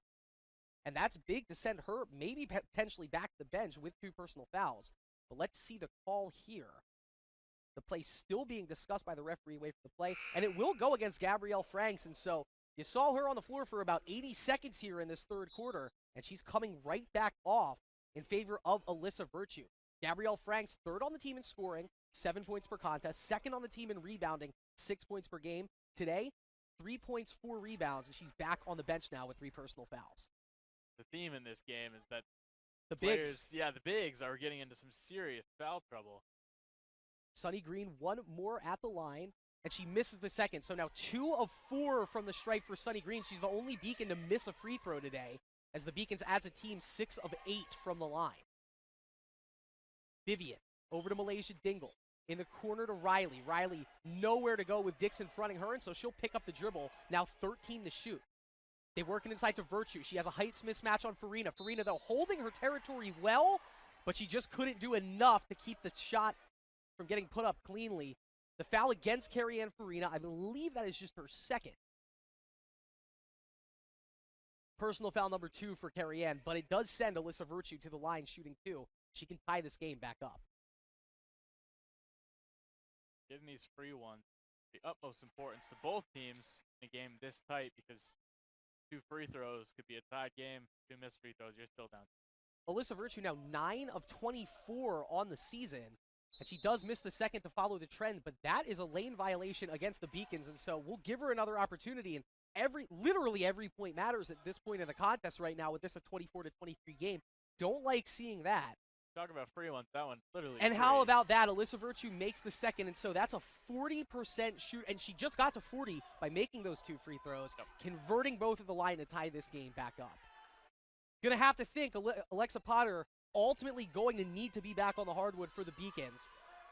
Still 4 out around the perimeter now as Farina back on the ball for the Beaks. Fevry open at the top of the key. Oh, beautiful drive into the lane, and she misses again. How close can Tatiana Fevry get? Oh, she just froze Caitlin Fanning, got right by her, and you just didn't see it drop. Now Westcon with a chance to take the lead. They've been looking for it all contest, but a traveling underneath against Alyssa Virtue, and the Beacons, Max, they're bending hard. They haven't broken quite yet. Absolutely. They are staying in this game by the slimmest of margins. There are opportunities to go on a run, to allow a run, but they're staying even so far. That was a great dribble drive by Green, but a better recovery from Alyssa Virtue. She lets Sunny Green get around her, comes back around and applies the block, so we'll keep it underneath for the Beacons here. Slow start offensively, just 1 point for the Beacons, just 2 for Westcon. Dixon pops open off the screen. Fadeaway jumper is off the left iron. Fevry got a hand on it, couldn't corral it, and here comes Nicole Vivian pushing it hard again the other way for Westcon. Vivian peels up at the 3-point line. Looks at Virtue. Virtue on the deck. Green, great defense to cut her off. Fanning hands it off to Riley. Alyssa Riley on the deck, driving around Dixon. That's a lot of contact. And the 3rd foul of the game committed by Meg Dixon as Alyssa Riley, 2 chances now to finally give Westcon the lead back. Yep, that's troublesome. And to have empty offensive possessions turn into fouls on defense, giving them more opportunities for free throws. Not ideal. There have been some players that have taken their lumps at the free throw line this season for Westcon. Riley, not one of them by any stretch, a 75% shooter, and she is able to rattle that one home. And for the first time since the 9-10 mark in the first quarter, Westcon has regained the lead in this contest. They've worked hard. They've chipped at this lead all game long so far. And it's what you expected. All of a sudden, you held Westcon behind because of them missing at the free throw line. They've gone 4 of their last 4, and all of a sudden you look at the scoreboard and the Beacons are down 2. They need offense, and they need it now. Let's see who can deliver. Can't count on free throw struggles lasting a whole game. We figured something would give. We didn't think it would be the free throws finally starting to drop. Look at Farina, scoop shot. It doesn't fall. Fevry fights for the rebound. Farina picks it back up off the deck, and we are tied again at 26. Those angles have been unkind to the Beacons, but a second chance opportunity for Carrie Ann Farina. She uses it well. But Vivian an answer back. Nicole Vivian, she was quiet to start the game. All of a sudden, it's still a quiet 8 points, but 8 points to lead the Wolves, and they're back up 28-26. Farina. Down low for Dixon. Dixon wants it. Tough angle. Can't get it to fall. Reaches up. Gets her own rebound. Great effort there from Meg Dixon. Looks for Sunny Green back door. And I thought that might have gotten touched by Alyssa Virtue. Instead, it will. Yeah, Coach Jacobs asking for it as well. Instead, they say the ball does not touch the hands of Alyssa Virtue. You got to love the thought from Meg Dixon there. But maybe a forced pass inside to Sunny Green for that turnover. A little bit. Seemed like it was a cut by Sunny Green that Meg thought was an opportunity for an assist there. Dixon trying for her third steal of the game. Instead, it leads to an open lane, and Alyssa Virtue answers. This is the largest lead the Wolves have had all contest. They're up 4. It's 30-26. Those lanes really are opening up on defense for the Beacons. They are not contesting those layups that they should be able to get in front of. Well, let's see. The Beacons have dialed up Meg Dixon's number the past 2 possessions offensively. Fevry, nice work there with the head fake. She generated some space, decided not to go up with the jumper. Farina, left-handed drive. Farina got cut off all the way. Great defense from Malaysia Dingle. And right now the Beacons throwing a lot up on the drawing board, just nothing working. As WestCon enjoying a little, but impressive enough, 8-3 run to start this third quarter. Yeah, and a 4-point lead is more than they've had for the rest of the game. So steal number 4. Sorry to interrupt, but that's the 4th steal now for Sunny Green. Really applying the pressure defensively. Olivier on the deck. Stop and pop and Bang! Got it! Huge tray ball for Paige Olivier. Really coming into her own now. She's 2 of 3 from beyond the arc today, and the Beacons are back to within 1. That was huge for the senior. Dingle. That's going to dam up the flow of momentum that the Wolves have been enjoying for a while. Farina dives in, and she forces the traveling violation there. Once again, Fevry and Farina playing like their hair is on fire. They force the turnover, and the Beacons with a chance to regain the lead. They're coming off and earning that well-deserved break on the bench. Absolutely. They've been grinding all game long. Tatiana Fevry coming off the bench, but racking up starter minutes lately, and what an impact she's made as a freshman. So it's taken us about 11 minutes of game time. We finally have an Alexa Potter sighting back on the hardwood. Finally. So let's see now. This is the 4 starters and Sabela Jensen on the floor right now. Green for the lead. It's long off the back iron. Rebound goes right to Caitlin Fanning. She hasn't been scoring. She has been doing her fair share of rebounding for the Wolves. WestCon up 1. Nicole Vivian directing traffic. Gets a screen. Keeps the right-handed dribble, goes right to left. Green cuts it off. Nice. Pass is tipped from Potter and taken away from Sunny Green. And a lot of contact, no whistle needed. Jensen probing in. Jensen stops. Jensen to Dixon. High off the glass, no. Meg gets her own rebound, follows it up, no. Potter and one! Oh, it was the 4th try of the possession. The Beacons stick with it. Dixon couldn't. Potter could. And then what an impressive, aggressive drive by Sabela Jensen. Dishes the ball to her best scorer. Her best scorer misses a couple times, and then Alexa Potter, tallest player on the court, getting that board, getting a bucket. It took 25 minutes and 34 seconds, but Alexa Potter finally in the scoring column. It couldn't have come soon enough, and we take a break with the Beacons with a chance to extend this lead back to 2. So hold that thought. We'll be right back here at the Clark Athletic Center. 4:26 left to go in the third quarter. Beacons 31, Wolves 30.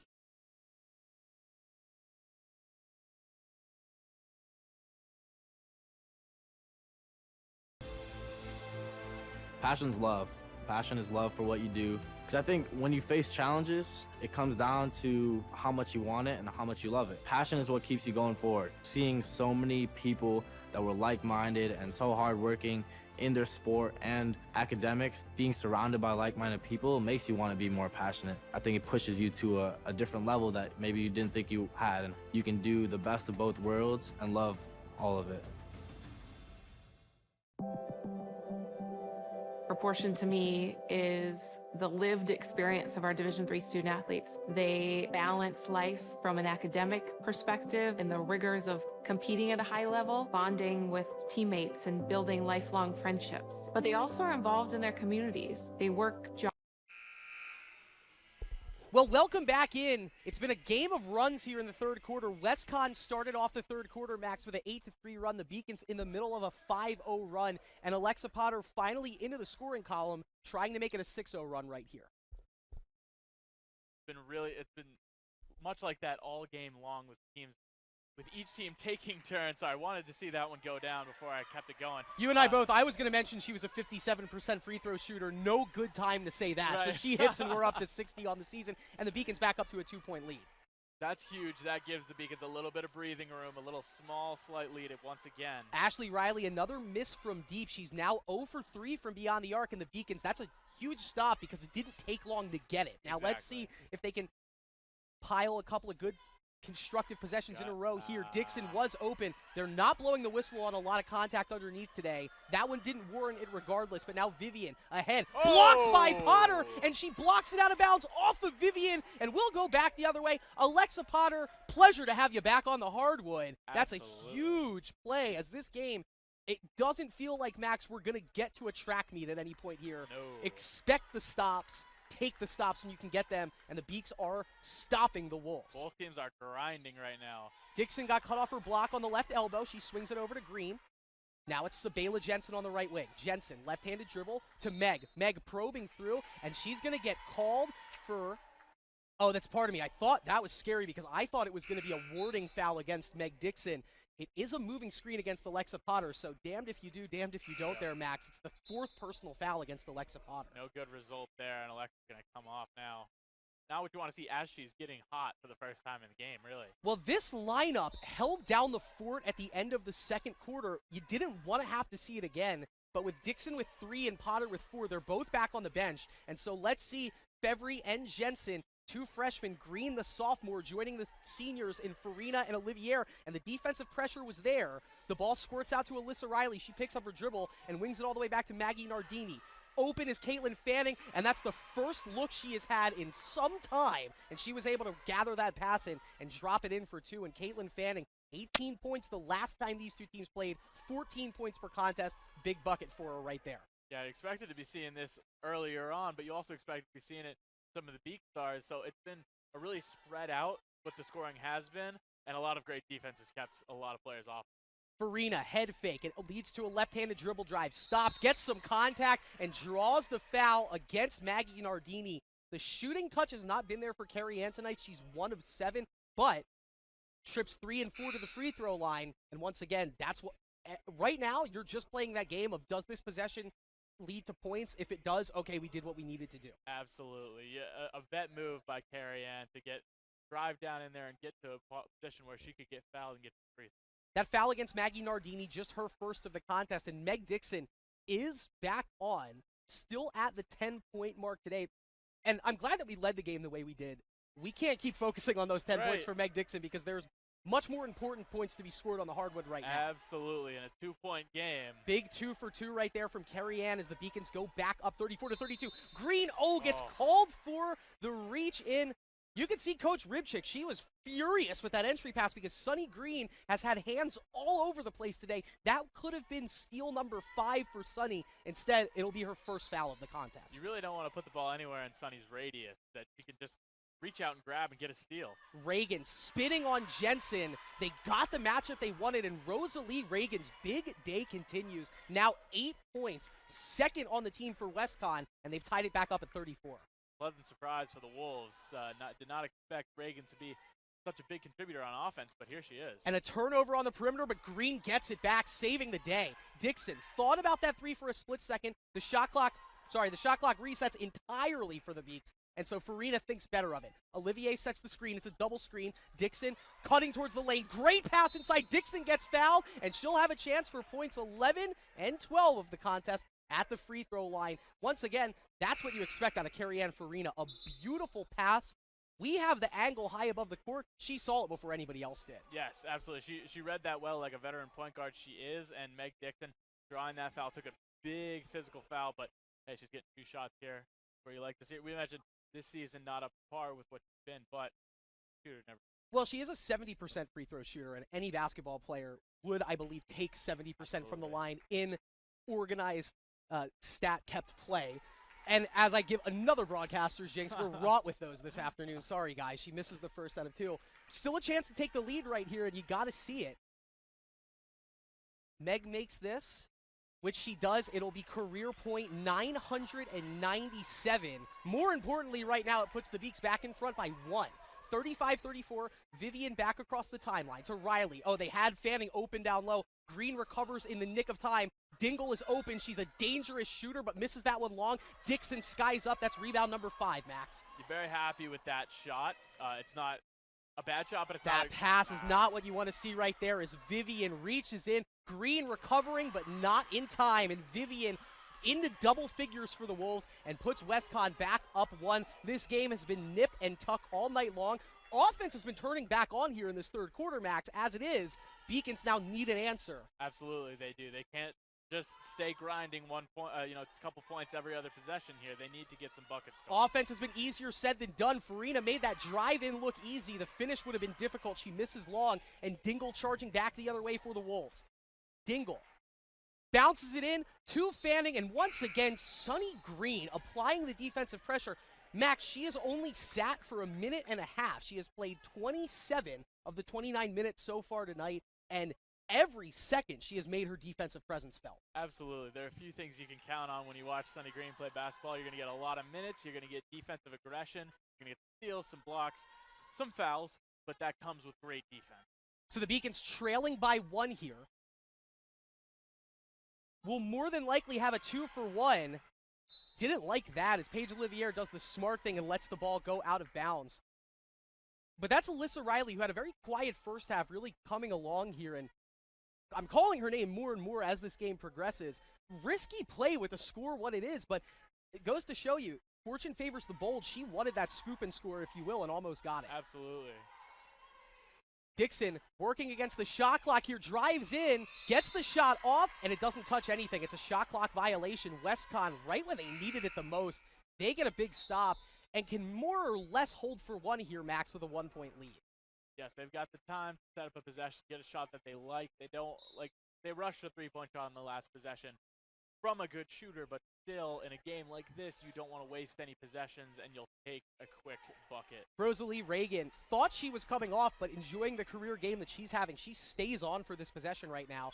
Vivian, Reagan, Virtue, Dingle, and Riley, the 5 on the floor right now for WestCon. 10 on the shot clock. Vivian gets fronted by Fevry, and that's a little too strong of a challenge by Tatiana Fevry. You can see Coach Jacobs not too thrilled with that. Tatiana's been playing with phenomenal defensive intensity all night, but that's a bit of a freshman mistake right there. Absolutely. It kind of threw up her hands in a way that you're never going to get away with that because you know you did something wrong if you threw your hands up like that. Yeah, it's almost the timing of when she threw her hands up kind of gave the foul away.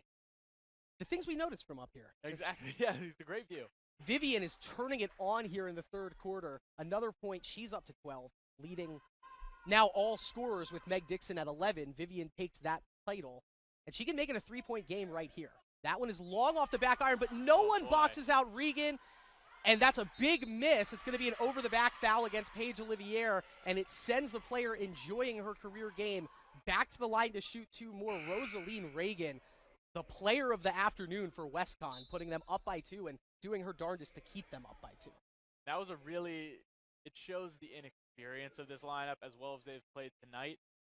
That's tough because they had 4 in the box compared to 3 for WestCon, the way that it is when another team shoots a free throw, and nobody was boxing out the player who is having just a fantastic night rebounding and scoring.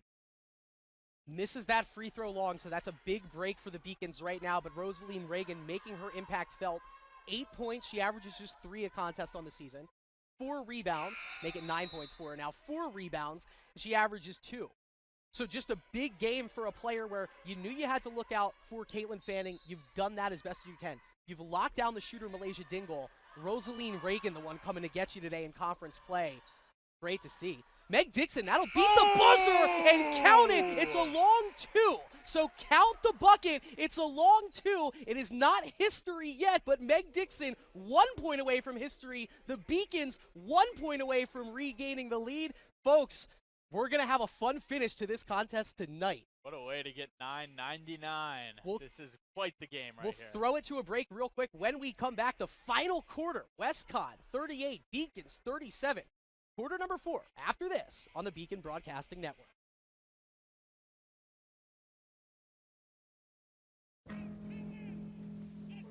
Celebrate the soggy shoes and the slow starts. Celebrate the lessons learned along the way.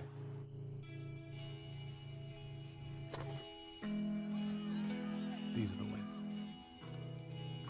Not the shiny, nail-biting kind. These are the last a-lifetime kind. Something I discovered in myself is that if I have a goal, then I can accomplish it. It's a well-rounded experience. At a Division III school, you primarily a student athlete, so the school is really shaped around you developing yourself as a complete individual. It helps a lot that you have a family with your team that can guide you.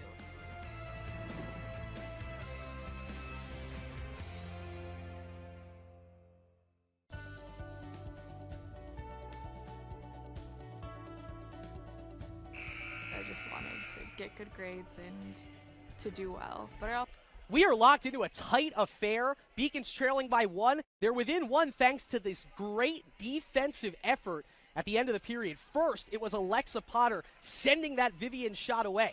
And then Carrie-Ann Farina winging it over to Dixon with a crazy 2 to beat the third quarter buzzer. Max, it's been just like this entire season, it has been a roller coaster of a contest, but the Beacons, they led by 1 at halftime. They trail by 1 right now. We got 10 minutes left, and this really makes the season. Absolutely. And I think not their best quarter in the third, but they didn't come out of the halftime. They didn't come out of the locker room flat, which is important, and it has been an issue so far in this season. Not quite sure what we were dealing with there. I think it was a scoreboard issue. It looks like everything is straightened at the scorer's table right now, and so, yeah, you said it, Max. Every bend that this game has taken, it's just been a punch and a counter punch. I think the largest lead, the Beacons held a 6-point lead at 1. That's it. So this game has been close the entire way. Now, Green with a tough matchup. She gets the stop on Fanning and the board. And an off night for Caitlin Fanning, but a lot of that has to do with the defensive prowess of Sunny Green. Here's Dixon, a baseline drive, and she almost got the scoop reverse for history. More importantly, the Beacons need to retake this lead here, and that's another close miss left begging on the iron from Meg Dixon. Yes, a lot of these layups are just on the rim and then off. Great recovery from Jensen there to affect the shot. Even better defense from Green. Dixon with another rebound, and once again, the Beacons going back the other way with a chance to take the lead. Farina surveying the scene now. Fevry wants it on the left wing. Farina going to direct traffic around the Dixon screen on the right wing. Fevry probes in. Kicks it over to Sunny, over to Tatiana on the left wing. Fevry on the deck, crossover. Back to the right-handed drive, over to Farina. Farina gets a screen from Dixon. Carrie-Ann going to try for the lefty layup. It's too high off the glass. Franks with a big rebound, and WestCon holding the 1-point lead back the other way. Sometimes you get unlucky bounces, but that one was just kind of a bad angle from Carrie-Ann, a little out of control. That's a Malaysia Dingle, too. She's normally a locked-in shooter, but she hasn't found her stroke from the outside tonight. Big miss, big board, and the Beacons back the other way. Fevry stopping on a dime. Oh, had the crossover around Franks, but respecting the wingspan of Gabrielle Franks, peels it back out. Green to Farina. Carrie-Ann deep along the right wing. Ball held high above her head. Green flashing. Fevry gets the screen from Dixon. Euro step almost gets the finish, and Franks, falling asleep at the wheel, almost gets the rebound. Taken from Fevry. She does corral it, and we'll go back the other way.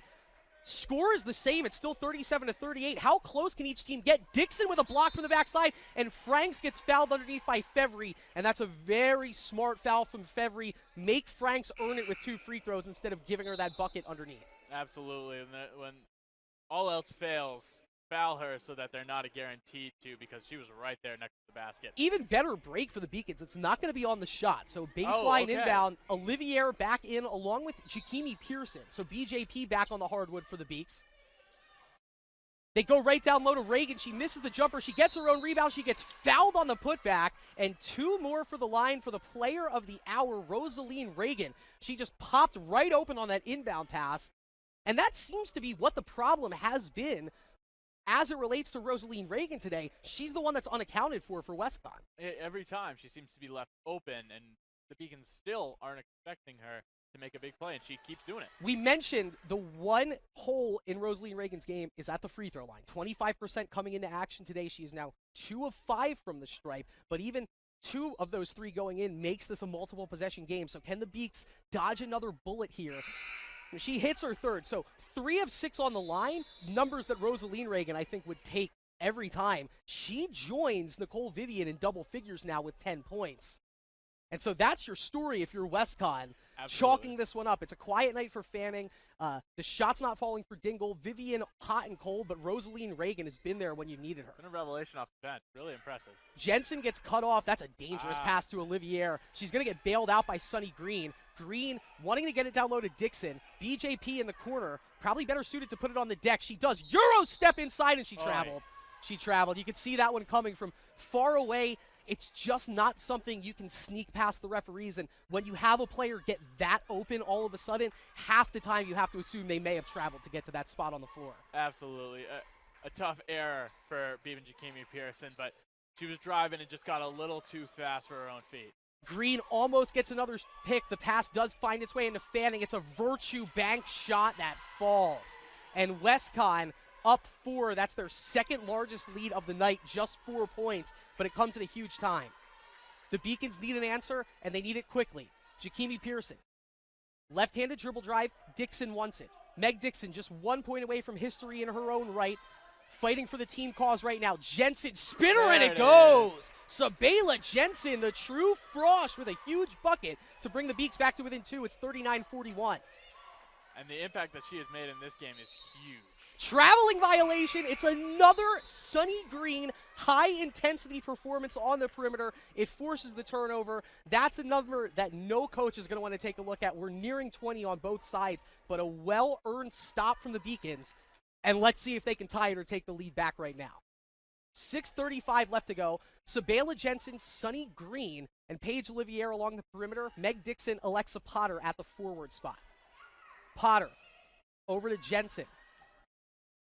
Dixon throwing some screens down low and directing traffic. They go over the top. Entry pass, and it's blocked out of bounds. What a play from Nicole Vivian. It's like she knew what was at stake with that layup, and the quickest defensive recovery you're ever going to see to block that one out of bounds. Those are 2 star players arriving for the moment. Here's the moment for Dixon. It's short off the left front iron. Big rebound for Franks, and once again, more importantly, a big stop for WestConn. Absolutely.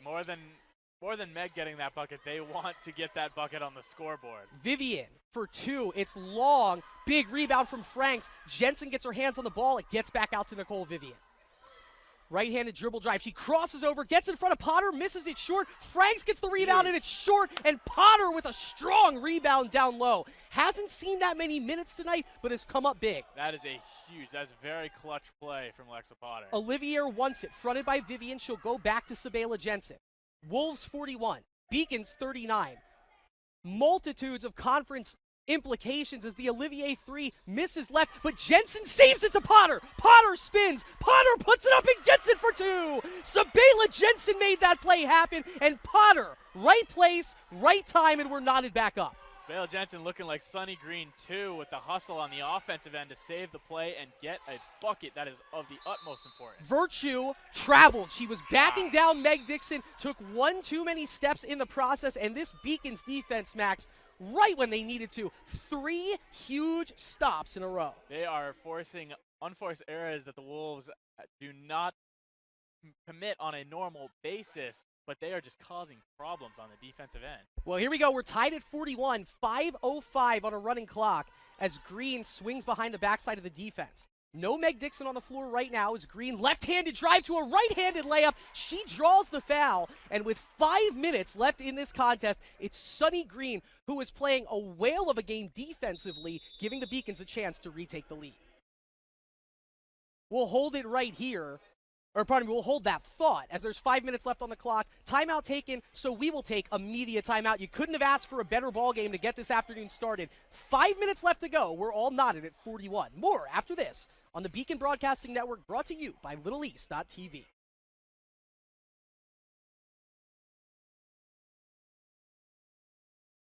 Also made me realize that I have a lot of career goals. You're there to get a full college experience, not only participate in your sport, but participate in things outside of that, and it's all about growing as a person. My coaches have helped me with figuring out who I really am. Their lives are dedicated for us to succeed.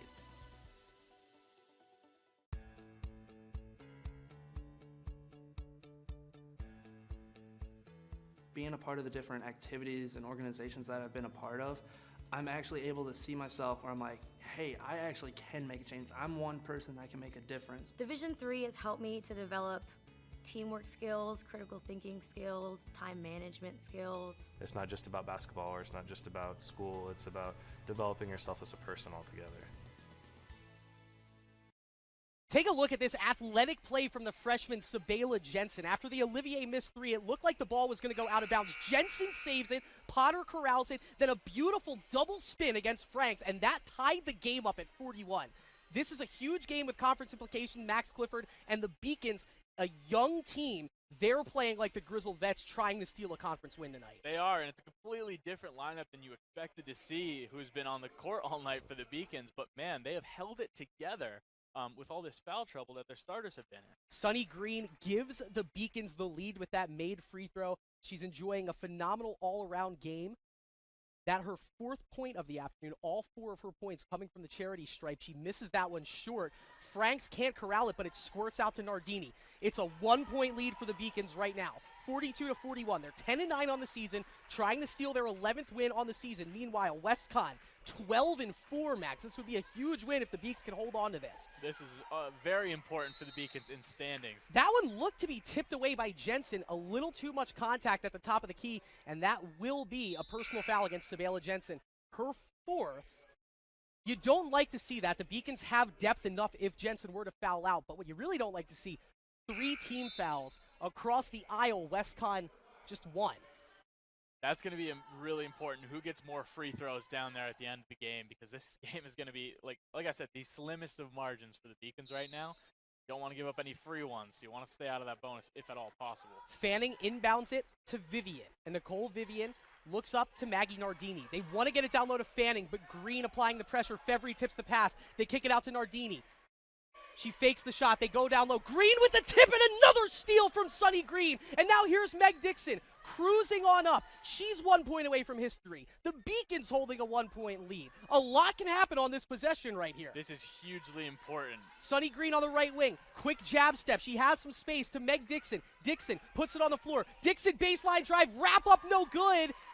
It's on the deck. Dixon gets the rebound in the corner, and it's a jump ball that stays with the Beacons thanks to Meg Dixon putting it all on the hardwood there. 999 career points, but no rebound may be bigger than that one right there to keep it on this side of the hardwood. Sometimes the most important things don't show up in the scorebook, but usually they do for Meg Dixon. That one, a huge jump ball earned by her. They tried to just pop it into Meg on the inbound pass. Instead, it's tipped by Fanning. That was read very well by the Wolves, a dangerous play.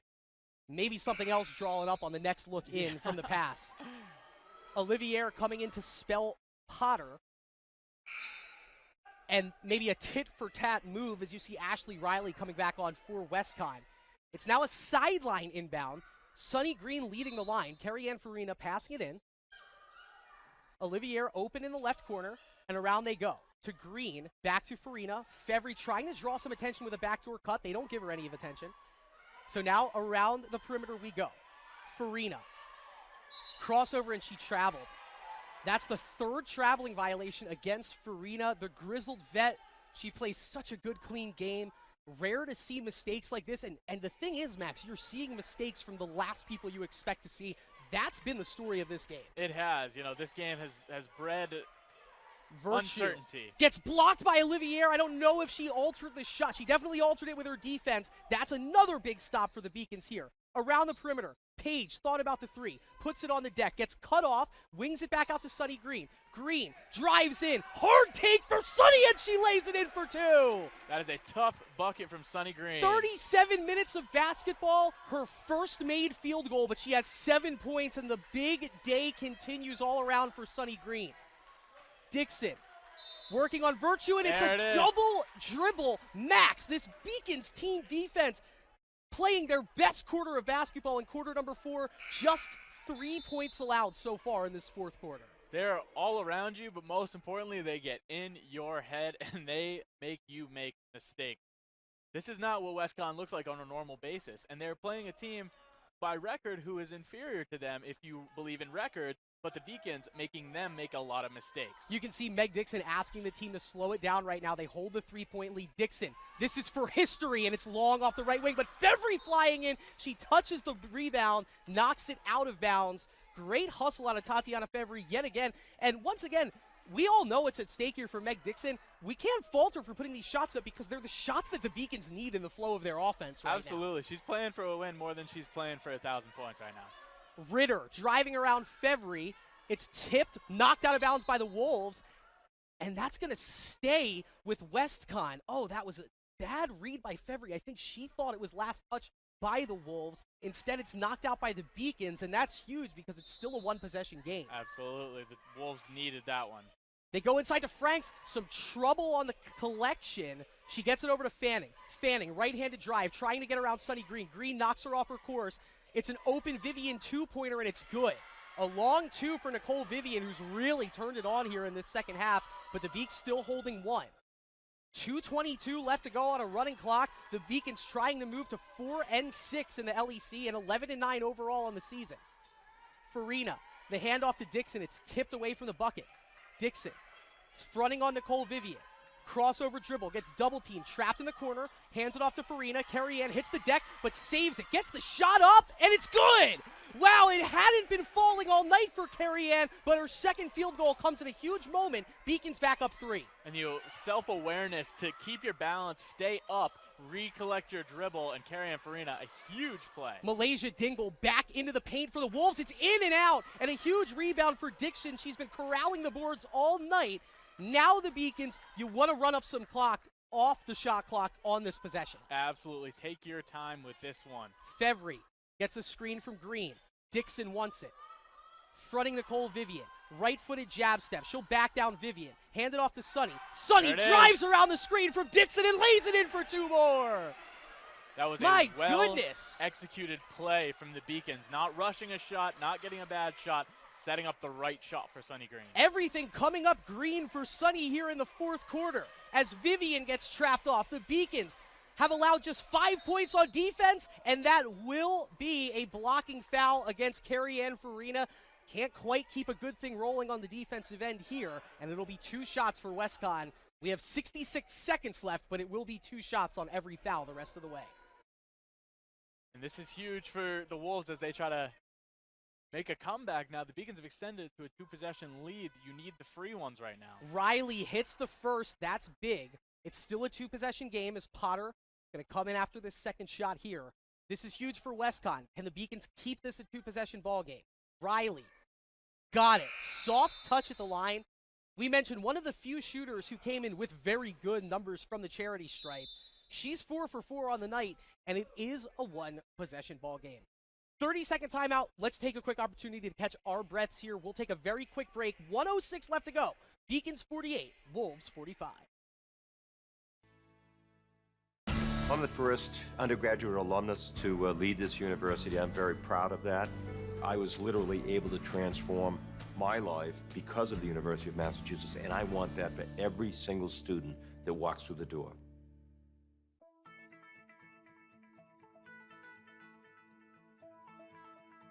College has given me the flexibility to pursue my passions and my interests, and I've recreated my identity for myself aside from just being an athlete. My greatest personal discovery has been that I am capable of doing things that I didn't know I was capable of doing. To be able to study what I wanted to and continue to play the sport I love, all of those things came together very nicely in one package in Division III.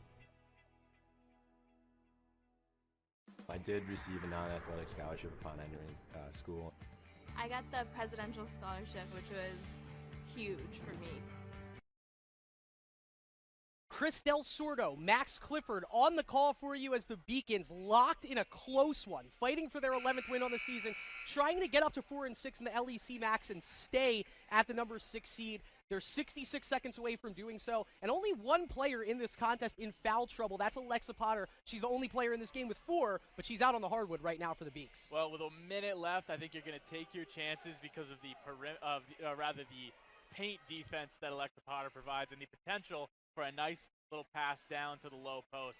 She's a hugely important player to have out there right now. Sunny Green, Meg Dixon, Tatiana Fevry, Carrie-Anne Farina, Alexa Potter, the 5 on the floor for the Beaks. It's Gabrielle Franks, along with Jasmine Caldwell, Nicole Vivian, Malaysia Dingle, and Caitlin Fanning on the floor for the Wolves. That's an offensive foul, and I believe it's going to be, is that against Meg Dixon? It is, and so that's 4 personals against number 1 with 59 seconds left to go. And so, scratch what I just said, Max. 2 players in foul trouble, and it's the 2 big scorers for the Beaks. It's the 2 that you really want out there. A little bit concerning with a minute to play.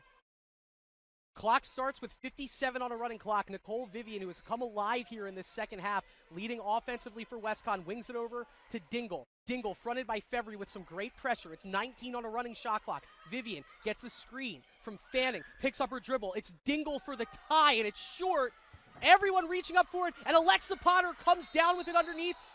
She asked for the timeout. It looks to see she got the timeout. It was going to be called a jump ball by the referee on the baseline. The sideline referee saw Coach Jacobs call the timeout. And Max, I'm going to give Alexa Potter credit. I read her lips. She was trying to call timeout too. That's a heady play for the junior who's playing in just her first season with the Beacons. She did well by the team. She did right by the team just then. That is situational awareness if I've ever seen it. She knew that it was going to be a jump ball. They weren't going to foul her, so got that timeout off in time, and that's huge because you don't want to give the ball right back to the Wolves. Resetting the numbers here, Nicole Vivian leading the way for WestCon, scoring-wise, with 15 points. Next up on the list, Rosaline Reagan with 10, who is the team's 6th leading scorer, averaging just 3 points per contest. And you look at it, it's those 2 leading the way. 13 and 10, the next closest player is Alyssa Virtue with 6 points off the bench in 10 minutes. And so the Beacons, Coach Jacobs, all credit to her and their effort and the scouting and what they had drawn up on the defensive end, because save for those 13 points from Nicole Vivian, and they've come at clutch moments, that's it. And then you've had one player who's had some timely baskets off the bench, but Fanning has been kept quiet all day. Dingle has been kept quiet, and it looks like her shot, it might be in her head right now, that normally phenomenal jump shot, just not falling. The Beacons, as ugly as it's looked at times offensively, doing everything they need to do to get the 11th win in 20 games. And talk about that a little bit, what that would feel like, just seeing yourself on the plus side of 500 in an objectively weird season. It has been super weird. They were well over 500 coming into conference play. And they've only been 3-6 in their 9 conference games, but I really don't think that reflects the ball they've been playing lately. They're better than a lot of teams, but they've been losing some weird games. The ball bounced into Dixon. She gets fouled deep in the corner. That won't lead to any free throws. That's just the 2nd team foul committed by WestCon. If anything, this is a nice scenario for UMass Boston to be in, Max, because they have to commit 3 more fouls to even get to free throws. You can run some time off the clock having to do that. Absolutely. You want to take more time off the clock. Free throws, Now, freezes the clock. Now, you might get the opportunity to pop a pass in down low just like that. Fevry gets fouled on the pass out towards Farina. Once again, that was a great look. I think maybe the first read would be to do the same thing to pop it into Meg Dixon, but you had the freshman Fevry do the right thing there, draws the foul. So now it's 3 against WestCon. That's just the first personal against Jasmine Caldwell, who's made an impact, 4 points in her 8 minutes of play so far tonight. Absolutely. Potter back on with her 4 fouls. Dixon gets it on the baseline. She's fouled right away, and so now the next foul will result in free throws. On principle, you're looking to inbound this ball to Meg Dixon, correct? Absolutely. Absolutely. You want your best shooter on the free throw line at the end of game. It's going to be a wildly important pair if she gets there. Dixon flashes open right now. She fakes the shot up. She gets fouled in the corner, and no better way to do it. A 70% free throw shooter on the season, a 5-year contributor, gets a casual stroll to the charity stripe to cement a career milestone. Wouldn't 1,001 points just be gross? You want a nice round 1,000 points. I agree. I think the Beacons are in a position where whatever it is, as long as it's a W on the win column, they're fine with 999. Oh, absolutely. But here we are, Meg Dixon, a fifth-year senior out of Hanover, Massachusetts, 13 points on the night, 999 points on her career. Caldwell coming off. Referee puts up the 2 fingers, and here we go. 3-point lead. Most importantly, Dixon trying to make it 4. Bounces it twice with the spin. Nothing to it. A perfect stroke. Swished made free throw. It's a 2-possession game, and Max, it is 1,000 career points for Meg Dixon. That's huge.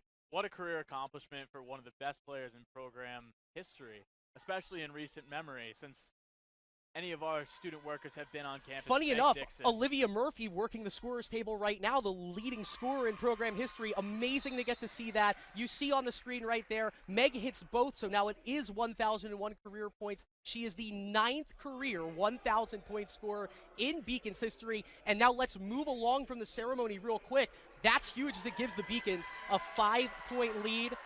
Our PA announcer and Little East Conference Commissioner Daryl Kornicki announcing it to the crowd. A well-deserved round of applause for Meg Dixon. And as you can see, joining the likes of Olivia Murphy, who we get to work with at the scorer's table. It's always a pleasure getting to talk basketball with Murph and know that she's the one who knows what she's talking about down there. Linda Caruso, Eileen Felton, Andreen Gilpin, Kirsten Morrison, Stephanie Bogues, Jamila Gales, Carol Thomas, and now Meg Dixon from Hanover, Massachusetts. There's only 9 of them. You got to soak in a moment like this if you're the Beacons. That's an exclusive club.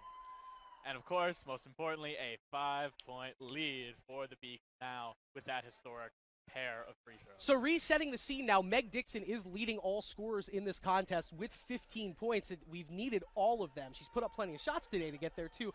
That's been drawn into the offense. Sonny Green, the defensive story of today. Meg Dixon, the offensive story, and now just a couple more defensive stops needed. Dingle goes down low to Fanning. Once again, it's the woman of the hour, Sonny Green, on the defensive end, knocking it free. And you can see there's some good vibes in this gymnasium right now. This team has taken fans on quite a ride. Absolutely. And we mentioned Sonny Green, that's steal number 6. She loses it again underneath. Bodies on the floor. The jump ball possession arrow keeps it with WestConn. But Sonny Green has a switch that I believe even if you turned it off on defense, she would just be the Energizer Bunny out there. She's just going to keep going and getting her fill. She's that good on defense. She's going to make an impact on every single play. You can count on that from her. Riley gets it into Fanning. Fanning almost loses it at the hands of Green. She's on the deck again. The possession arrow gives it to the Beacons, and that is so fitting. Sonny Green knocks it loose. Meg Dixon jumps on the hardwood to get it. The sophomore and the senior leading the way in what looks to be the 11th win of the season and the 4th LEC conference win of the year. This is an incredible sight to see. History made tonight, but more importantly, the Beacons held a lead early, sacrificed it a little bit, but came all the way back, now leading by 5 points. A 2-possession game. Nothing is final. There's inside 17 seconds left to play. But, man, what a contribution on offense from Meg Dixon, on defense from Sonny Green. This is a really well-rounded team, and they're proving why they're better than their record tonight. Sonny Green, I mean, this stat line would make any basketball coach blush. 8 points, 6 steals, 5 blocks, 4 assists, and 4 rebounds. But 6 steals and 5 blocks and 4 assists, just doing all of the unheralded work, and it's showing up. She's the player that's jumping off the screen tonight. It brings a tear to your eye. That's a near 5x5. Well, right you there. can go over and back here, and what a heady play by Nicole Vivian. She knocks it off the foot of Meg Dixon, and momentarily I got out in front of myself here because that's the stop that WestConn needed to even consider sticking in this contest. They got it, and if they get a quick shot up here, you never know what can happen. The awareness was unreal on that play. Timeout taken by WestConn. They have one more after this. Let's see the word from the referee. It's a full timeout, and so we'll take a full break. 14.7 seconds left. The Beacons not yet out of the woods. Beacons 50, Wolves 45. The conclusion after this on the Beacon Broadcasting Network, brought to you by LittleEast.tv. Cheer for the stumbles. The he should have had that. and the tears that linger. For in those moments, greatness lies. There, you will find the provoked, the determined, the unified.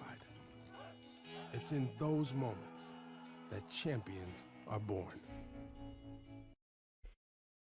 A balanced night across the board has the Beacons 14 seconds away from their 11th win of the season, and a 2-game stay above 500, and a 2-game buffer in the 6th seed in the LEC Conference playoffs. But, Max, an ugly turnover that we just saw right now, and all of a sudden, all the emphasis on a defense that has already seemingly done everything right. Yes, I mean, defense has been the name of the game for the Beacons. They've kept the Westcon Wolves at just 45 points.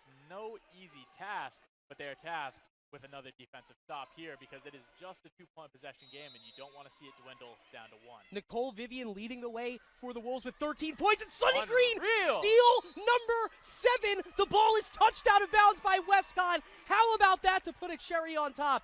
8 points, but 7 steals and 5 blocks for Sunny Green. And one more time, Max, let's give her her flowers for being the catalyst that has what it looks to willed the Beacons across the finish line for this win. There's a foul against Riley. I believe that might be 5 on her. If not, it's 4. 4th personal foul against Alyssa Riley, and so we'll walk it back the other way. Now it's ceremonial. Meg Dixon scoring her 1,000 and 1,001st career points, and the Beacons 9 seconds away from a huge, monumental, season-altering conference win. How can you not be romantic about Little East basketball? Karina misses the first. I have a feeling that will find its way onto an Instagram post sooner rather than later. Absolutely. And it is hard. It is. How can you not be? Because stories like this, like a player like Meg Dixon, who at one point retired from the sport of basketball, came back before last season thanks to basically the COVID stoppage and reinvigorated a historic basketball career, and you got to see it come to a bit of a head today. Riley's going to put one up at the buzzer. That one misses long. Caldwell pulls in the board. The shot is no good. And everything coming up Beacons tonight. Final score, Max. The UMass Boston Beacons 50, the Western Connecticut State Wolves 45, and more importantly, 11-9 now on the season and 4-6 in the LEC. That's right. A huge win for the Beacons. We've said it enough, but man, this is big in the standings. A win over a team above their rank, as it were. Tonight, the Beacons are holding strong in their spot, and this is huge going into the end of the season. Meg Dixon leads the team in scoring and rebounding, 15 points tonight, 9 boards tonight. Sunny Green leading the way in every other stat category. If it's 2 names to write down, it's those 2. We'll take a quick break here. We'll compile the final stats and send you home before the men's game gets started. We'll send you home with one final wrap-up of a happy Victory Wednesday. The Beacons moving to 11-9 with the season, and Meg Dixon joining hallowed history. We'll be right back with more after this on the Beacon Broadcasting Network. The University of Massachusetts Boston, with its scenic oceanfront campus, easily accessible to downtown Boston, is recognized as a model of excellence for urban public universities. 16 NCAA Division III sports are part of the more than 100 student organizations that create an engaging campus life in America's biggest and best college town. UMass Boston, Boston's urban public research university for the 21st century. Division III allows you to give yourself to other things. Having that free time allows me to pursue the things that I want to pursue. Division III athletics affords students the opportunity to, engage in the other interests in their campus and in their lives outside of that sport. It allows you to just be able to do everything you want to do. I wouldn't change it for the world.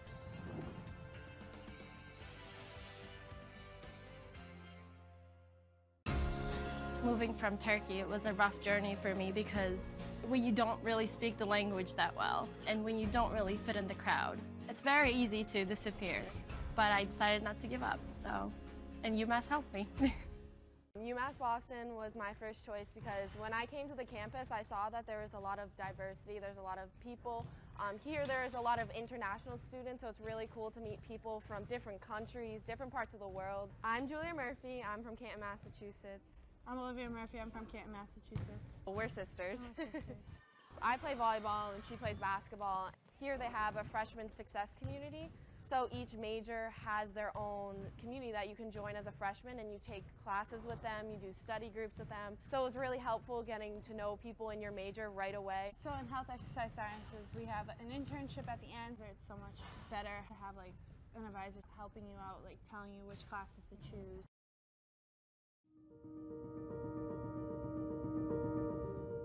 People at UMass Boston, they're here because they know they can have an impact, not just on research, but on people, on their students.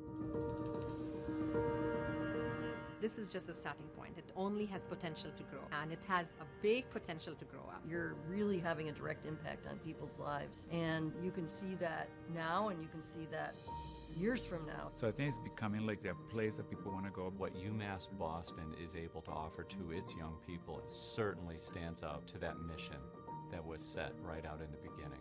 It's something UMass Boston should be and can be very proud about.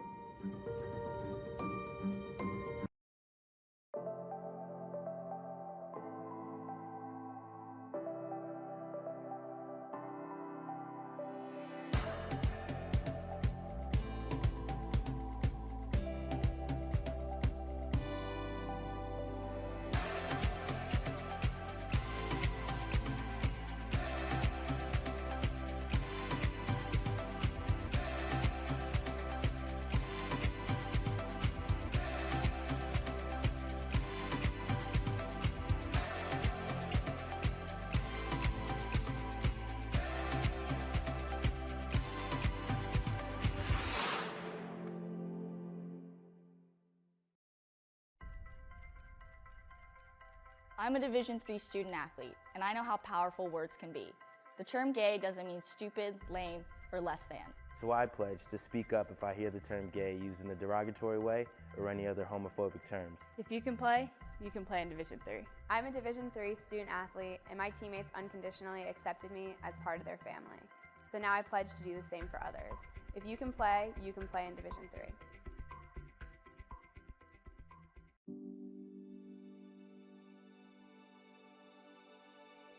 What separates UMass Boston from other schools is the fact that a large percentage of students commute.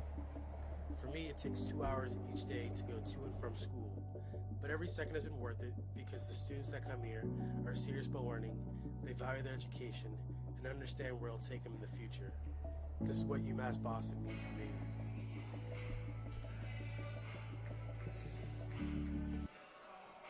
And we have gone final. 50-45, the victorious score for the women's basketball team as the Beacons move to 11-9 on the season, 4-6 in the LEC. With the loss, WestCon is now 12-5. Still a solid overall record, but they fall to 5-4 in the LEC. And Max, that's big for them. They could drop down to the 4 seed with some help, quote unquote, if you will. And so the Beacons taking care of business every possible way. Absolutely. Like I mentioned, every game at this point in the season means something to the standings. And this game meant a whole heck of a lot to these teams. The Beacons holding on to their spot in the standings, which is huge going down towards the postseason. Final look at the stats. Shooting-wise, left a lot to be desired. You don't need me to read you those numbers, but Max, the 7 of 16 shooting from beyond the arc, that's what got the Beacons across the finish line. It doesn't normally do that for them, but it was the outside shooting that won them the game today.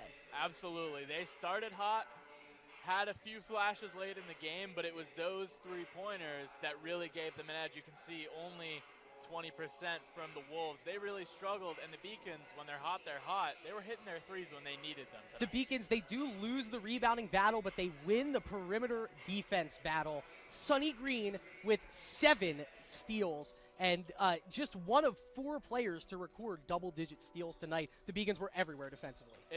An incredible defensive performance from Sonny Green. It's what she does night in and night out, but 7 steals that's remarkable. And that we think about big scoring totals, big rebounding numbers, but 7 steals, man, that's something to be proud of. 7 steals affects a game more than, say, 18 points does, or more than 12 rebounds does. Easily. All right, and so that'll do it. The Beacons 11-9 now, 4-6 in the Little East. All things looking up as they round out their season. This was a great first half of the broadcast tonight. Max, I couldn't have done it without you. We couldn't have done it without the help of the entire production team.